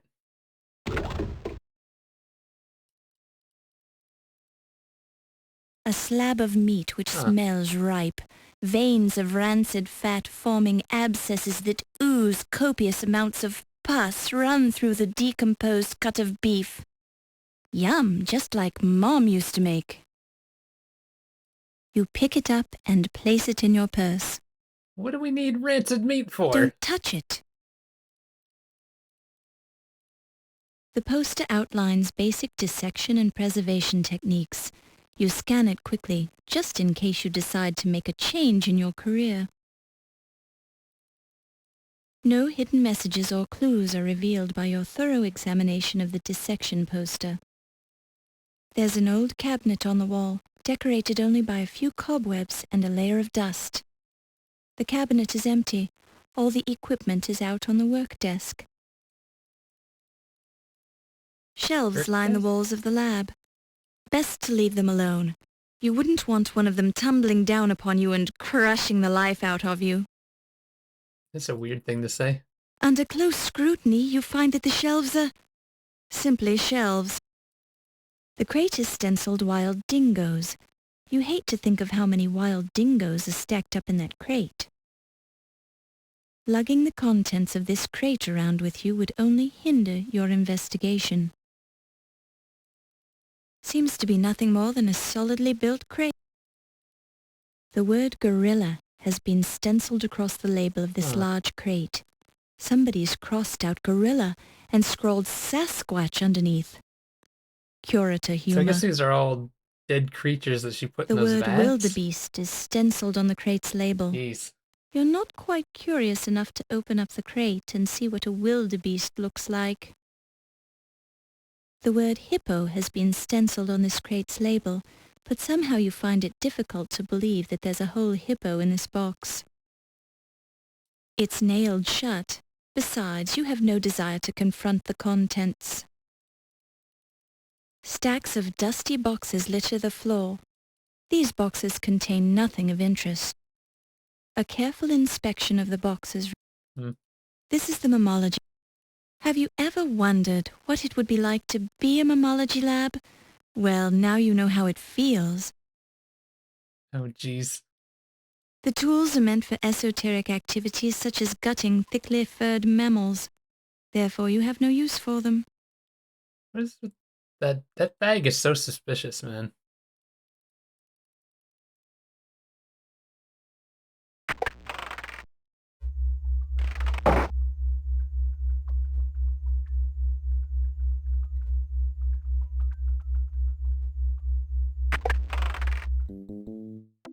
Oh, this guy. Something I can do for you, Miss Bo? Mr. Leach, can you let me out of this museum? I don't like it in here. People keep dying. Sorry, Miss Bo. I seem to have lost my door keys. Oh, of course. Oh, I find that very disturbing. Me too. I can't even let myself out of the building. We're all staying here until I find those keys. Oh, now we gotta ask him all the questions again? Actually, I've never met the gent. Crodfaller? Isn't that one of those fancy French pastries?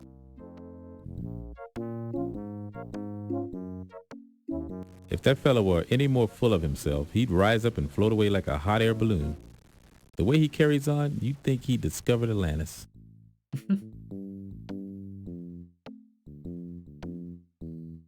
I've never met the Well, I don't see the gent too often. We working class folks don't see the big guys too often, you know what I mean? I don't know your daddy, Miss Bo, but I'm sure he's a good fella.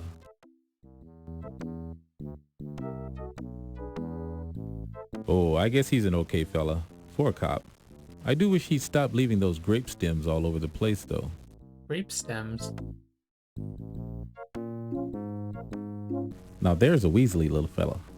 I've heard he's a stool pigeon. That's a dangerous way to make a living.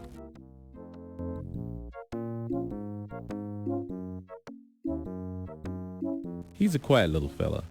I think he does some accounting for the museum. Seems nice enough.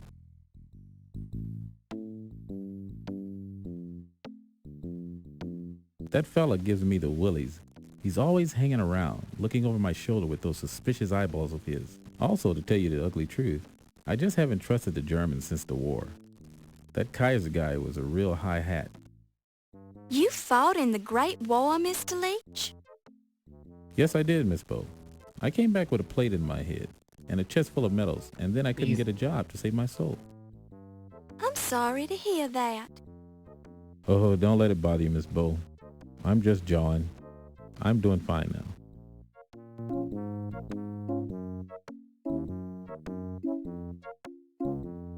The Countess is a quite colorful old dame, isn't she? I can't help liking her.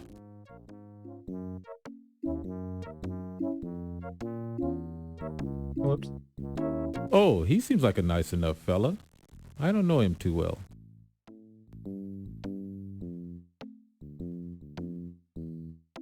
Dr. Miklos is a strange bird, but she's a decent sort all the same. I see her a lot at night working late. Sometimes she invites me in for coffee. She certainly is taken with the plate in my head. She must have looked at the scars a dozen times.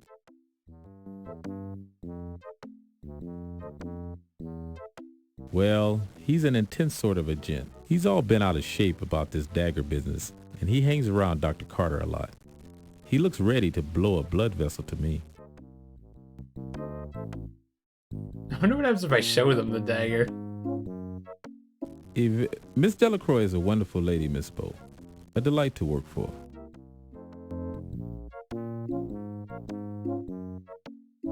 Why, that's me, Miss Bo. Ernie Leach. I thought you reporters were supposed to have good memories.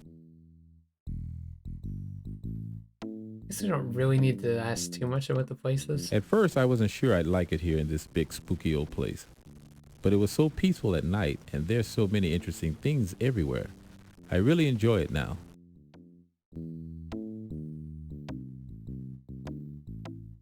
Do you like New York City, Mr. Leach?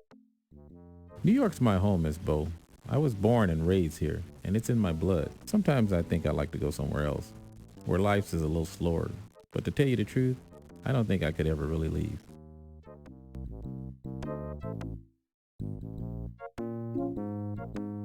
I'm not sure, but I think it's one of those Egyptian symbols.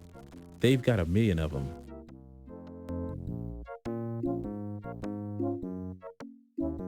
Oh, this whole place is full of bones, Miss Bo. If you want to know what it is, ask Dr. Miklos.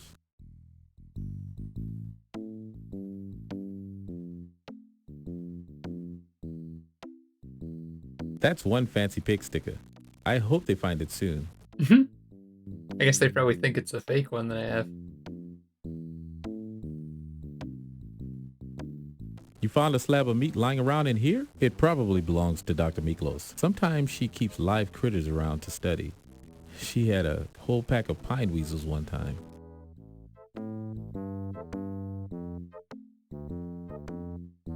Snake oil? Isn't that what those traveling medicine shows used to sell to rubes? You don't look like a rube, Miss Bo.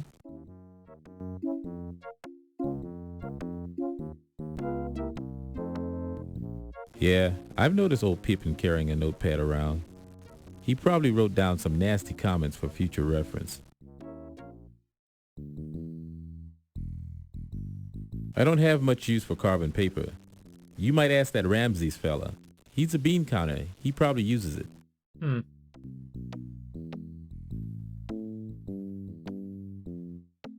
Mr. Leach, has 1926 been a good year for you? Yes and no, Miss Bo. Times are tough, but at least I've got this job at the museum. That's more than a lot of folks have. Do you like your job here at the museum? Yes, I do. This sort of work doesn't really tax my brains, if you know what I mean. It gives me time to think. Think about what, Mr. Leach? You sure act like a reporter, Miss Bo.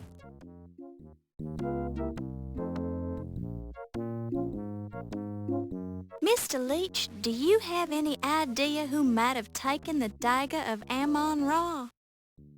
I sure don't. Well, I halfway wonder if it wasn't one of those Egyptian fellas. They probably think I took it. Was the dagger well guarded? Oh, sure. It was locked up tighter than a drum. Somebody really pulled a fast one.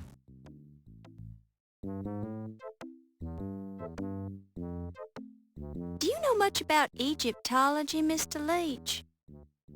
No, Miss Bo, I really don't. I think it's very interesting, though. I picked up a book about it in the museum shop, but I haven't had time to read it yet.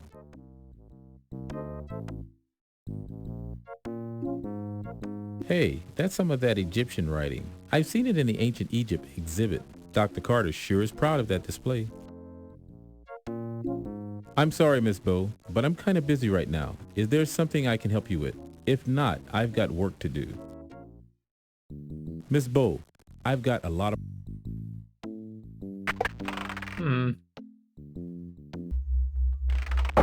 Wonder if that means you have to come back when he's not there to do something? You don't hear this door. Oh, okay.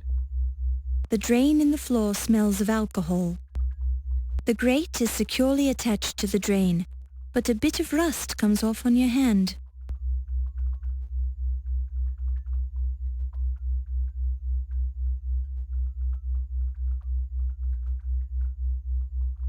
The drain grate has rust on it.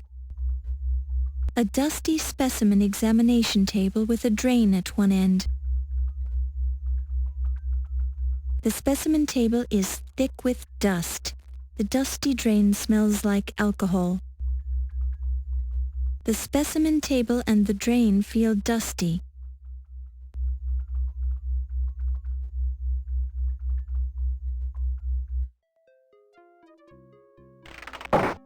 I don't know to try doing something with the snake oil, maybe. wandering around, I guess.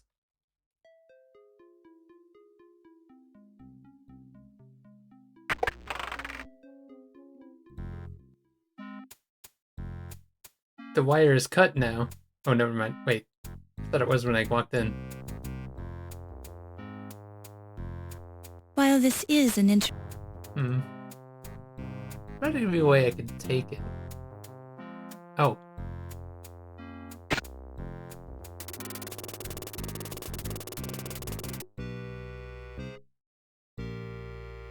You pick it up and place it in your purse. Why would I need cheese with a little bit of mold on it? A closer look reveals a wedge of the finest Limburger cheese, the ultimate in cheesiness. Is that for the It's ferret? a Thompson submachine gun, also known as a Tommy gun. A desk blotter, placed in the exact mathematical center of the desk. Don't touch it. Don't touch it. Looks. It's an intercom slave unit which can't be...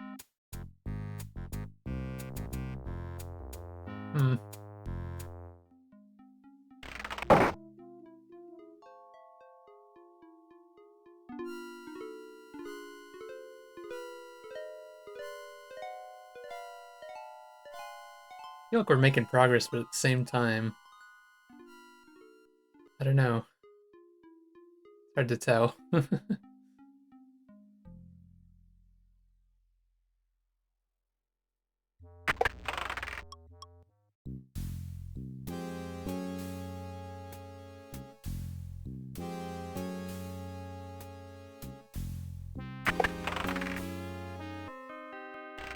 He's still in here, is he? You hear muffled voices coming through the door to Yvette's office. Oh, Dr. Smith, I appreciate your help so much. So they're still alive. Well, I don't particularly appreciate giving it. I have things to do, Miss Delacroix. Important things. But surely you can spare the time to help me move my desk, no? Oh, I suppose. Why do you want to move it anyway? Oh, there is a terrible stain on the rug. I don't want it to show. We don't have to move the desk very far. All right. I have a feeling she's murdering people. It's heavy. Oh! Oh, I am so sorry. Did you hurt yourself? Yes. Oh no, I'm bleeding. You owe me one, miss. Bleeding but of from course, Mr. moving Smith, a desk? I'll do anything you say. Anything. Didn't I let you in when you asked? Didn't I keep your secret? Secret? Yes, I suppose you did. And I'm sorry about bleeding on your carpet. At least it'll blend in with the old stain. What is that anyway? Oh, it is only strawberry jam. She definitely killed someone. I'm sure I don't want to know either. Probably Ziggy. Probably not, Dr. Smith. Now, let's go to your place.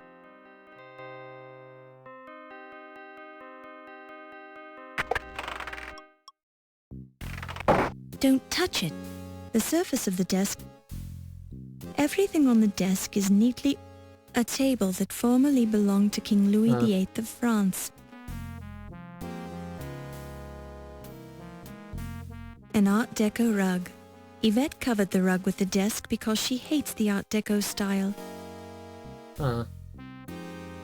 Tiny dust mites are barely visible, crawling around in the fibers and dust in the rug. Don't touch it. We can't...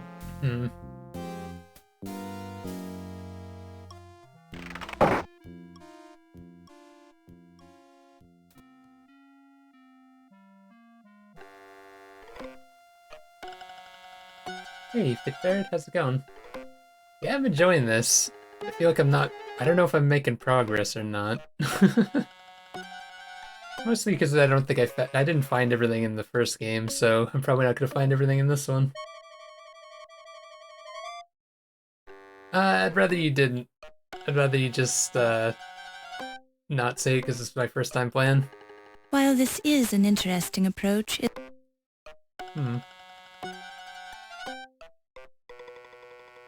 So can I do anything with this, I wonder? Snake oil. While this is an Huh. a full bottle of Dr. The label reads, guaranteed to ward off poisonous snakes. Oh yeah, I found a couple or deaths. your money back.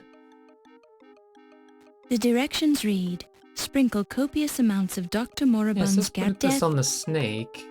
I'm surprised that doesn't do anything. While this is an... While this... Hmm. It's Barney, Olympia's pet cobra. Maybe he gets released at some point, and we need the snake oil to save ourselves or something. While this is... Still need that lantern to get in there.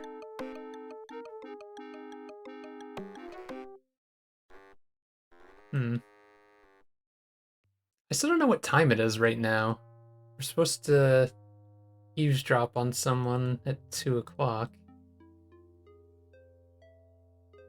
It is weird that the clock doesn't constantly update in this one compared to the first one.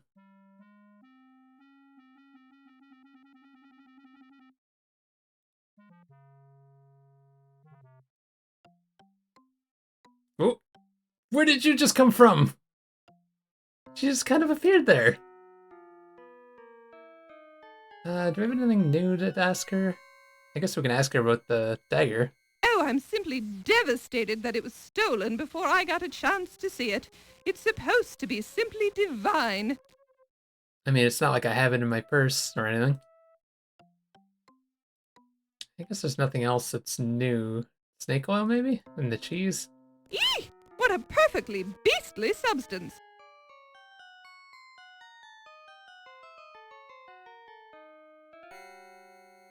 Oh yeah, the meat, too.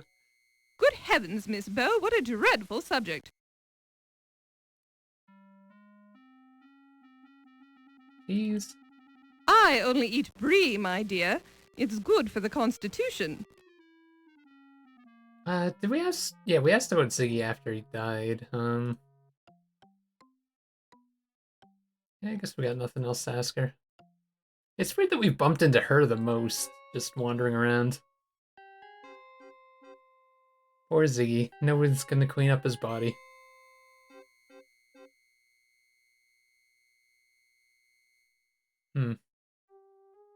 Nothing going on in here.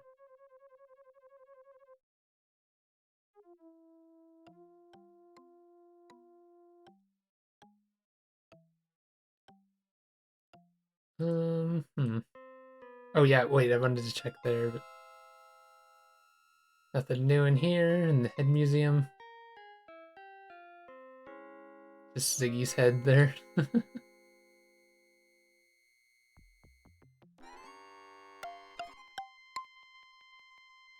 So, when we found that note that said there was a meeting here at 1, the clock changed when I went back here. But now that we know that there's a meeting at 2, it hasn't changed, which I guess means that it's not 2 o'clock yet.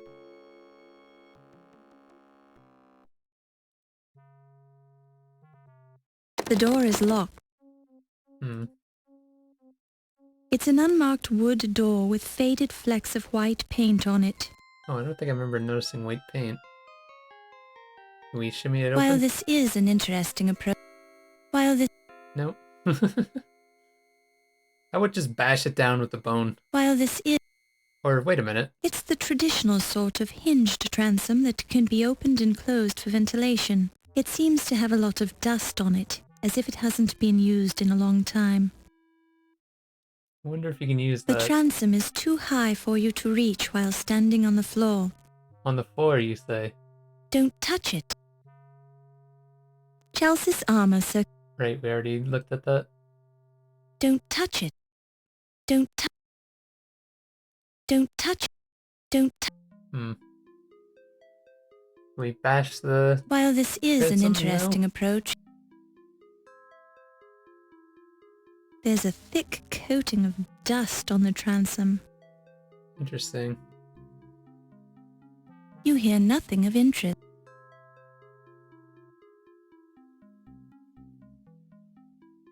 I wonder what the hell are we gonna use some of these items for? It's crazy.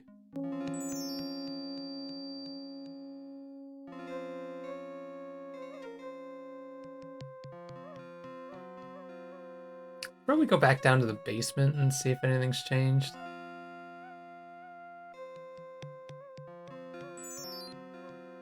A mummy coffin built... Yeah.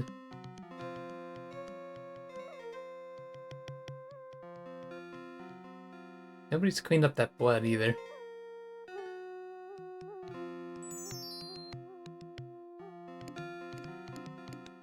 Wait a minute. Is this? No, never mind. I just said didn't notice it looked like that, I guess. I was wondering if something changed on it, but I guess not.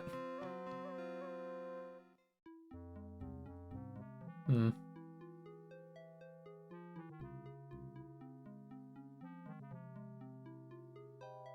It's also weird that this statue The helmet on this is the bob, unlike it then again. The helmet on the it then again. This one seems like it moves or something. Something seems like it jumps out compared to the rest of the background. Steel arm. The steel... Nothing's different about it, though. Just kind of looks like that.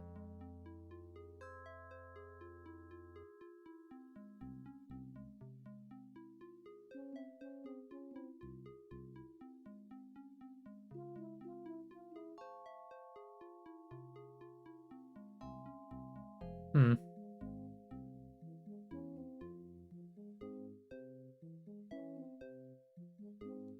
I don't have anything to get that off the wall. Did I try the bone? I can't remember. I might have. A typical... The oil... The oil... The oil... The oil... The oil... Wait, what? Why is it not? That's a weirdly, One of the oddly skeletons- specific spot for some reason. The oil... The oil... The oil... The oil... The oil... The oil... The oil... The oil... The oil... Am I crazy? Why is it not doing it? The glint doesn't glint when you hold your finger on it. One of the skeletons in the Bosch painting appears to... Yes. Oh, there we go. Oh, is it the dot? Oh, I think I understand how it works with the magnifying glass. It's the dot in the magnifying glass. And it's the dot on the eye, too. Fuck, I didn't realize that's how it was working. Anonymous Bosch was known.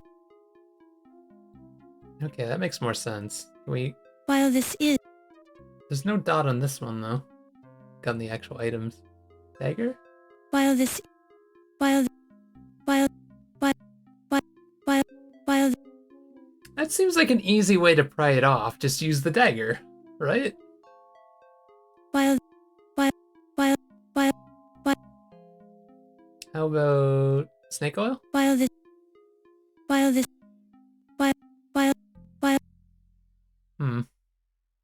Cheese? While No cheese. I don't know why meat would work. Okay.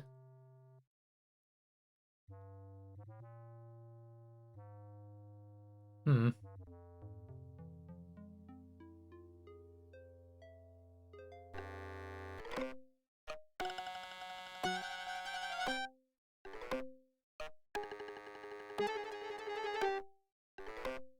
Feels like we haven't bumped into any new things in a little bit. Probably means they're expecting me to do something.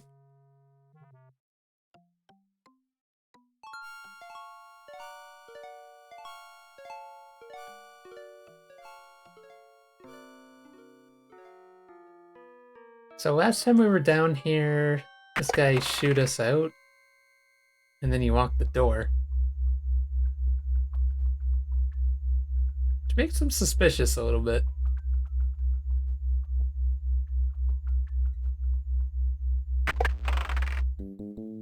Oh, he's here again.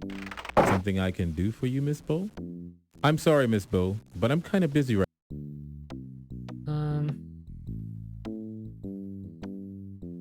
Miss Bo. He just kicks you out if you look around. Which makes me think there's stuff in there. We just need to wait until he's not in there or something.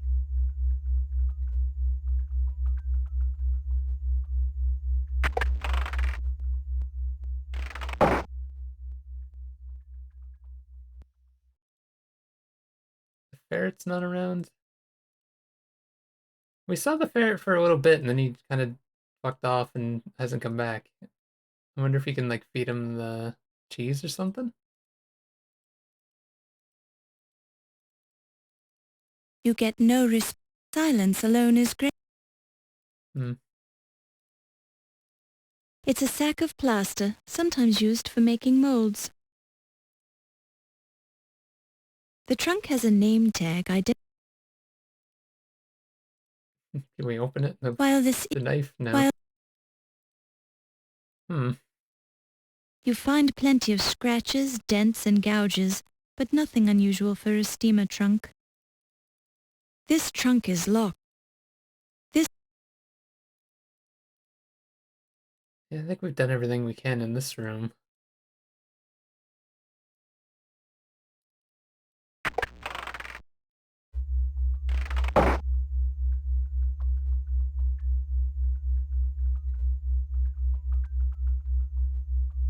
I wanted to try looking in this one, but then I got scared because it said the smell of alcohol. I thought we were gonna, like, fall over and die or something.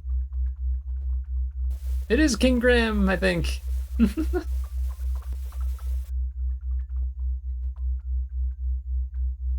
Nothing. Wielding your skimming net with authority, you probe around in the vat, completely ignoring the corpse of a king who keeps getting in the way of your search.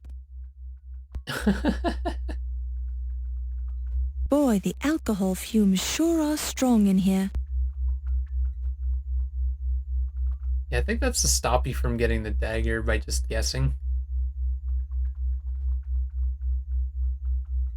While this is an interest... I'm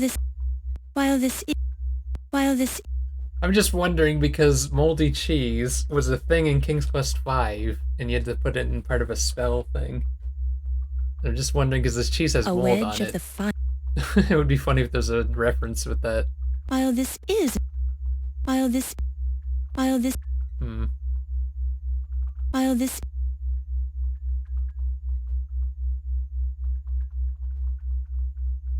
What? A full bottle of Dr. Mor... The container... When you stick your finger in the empty container, you feel an oily residue on the glass. You also note that the container is too heavy for you to move, even when it's empty. What just happened? I used the snake oil, and it emptied. What? When you stick your finger, you see an oily coating on the glass of the empty container. A wooden workbench. Hold on, if I save it on a separate slot here, right?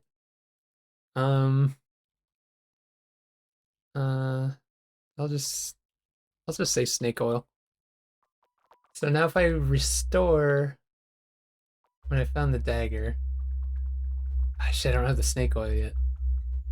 Restore wandering around. A full bottle. It's full. Hold on, we're gonna experiment on this older save. I'm so confused. The container is full of an oily liquid. The container is 2/3 full of an oily liquid. The liquid in the container feels oily.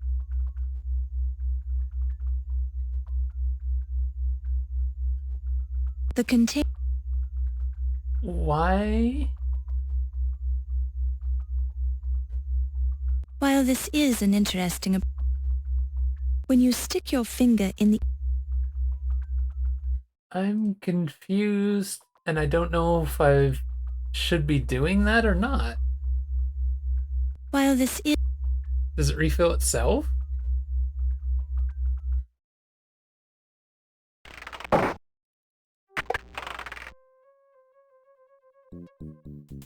Oh. He's here now.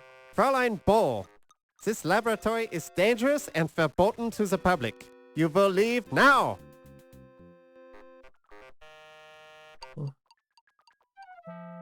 Why is he here? I will not warn you again, Fräulein. Leave this laboratory immediately. It looked like I could ask him something. Or...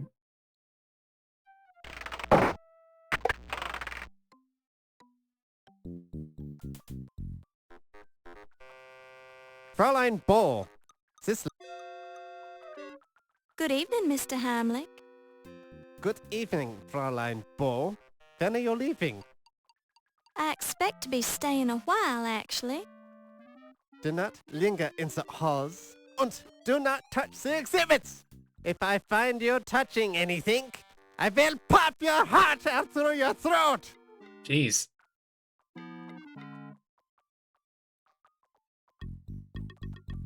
I do not know him. I will not warn you again. Oh. You get to ask him one thing. Is there anything worth asking him? Like, anything important? I can't think of... And why can't I come back in here? I don't get why. And why suddenly because I...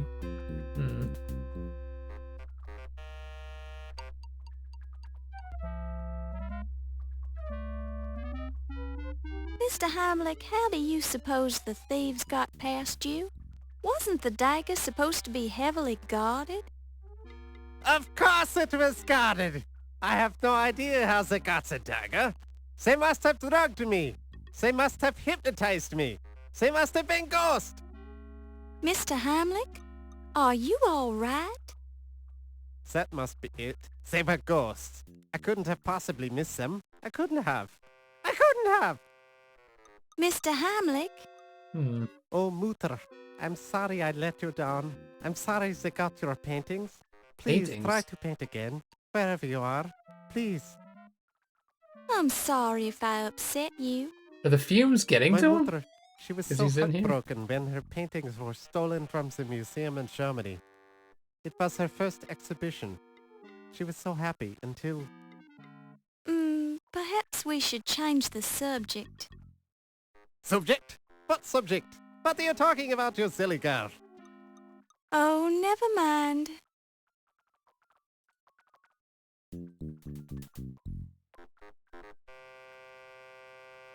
The dagger is a priceless work of art, and I will get it back. I will get it back. Do you hear me? Oh, I just realized the time. Yeah, this is gonna be a good stopping point for the night. Stream and 2 Wolf being weird. And got a lot done today. Although, I'm not sure if I should... Like, I don't know about that snake oil stuff. I'm a little confused about it. Anyways, that'll be it for me tonight. Be back tomorrow with some more Last of Us 2. Maybe I'll stream early since yesterday's stream got cut short. Back on Thursday with more Dagger of Amon Ra. GG's, thanks for watching. I'll see you guys later. Bye-byes.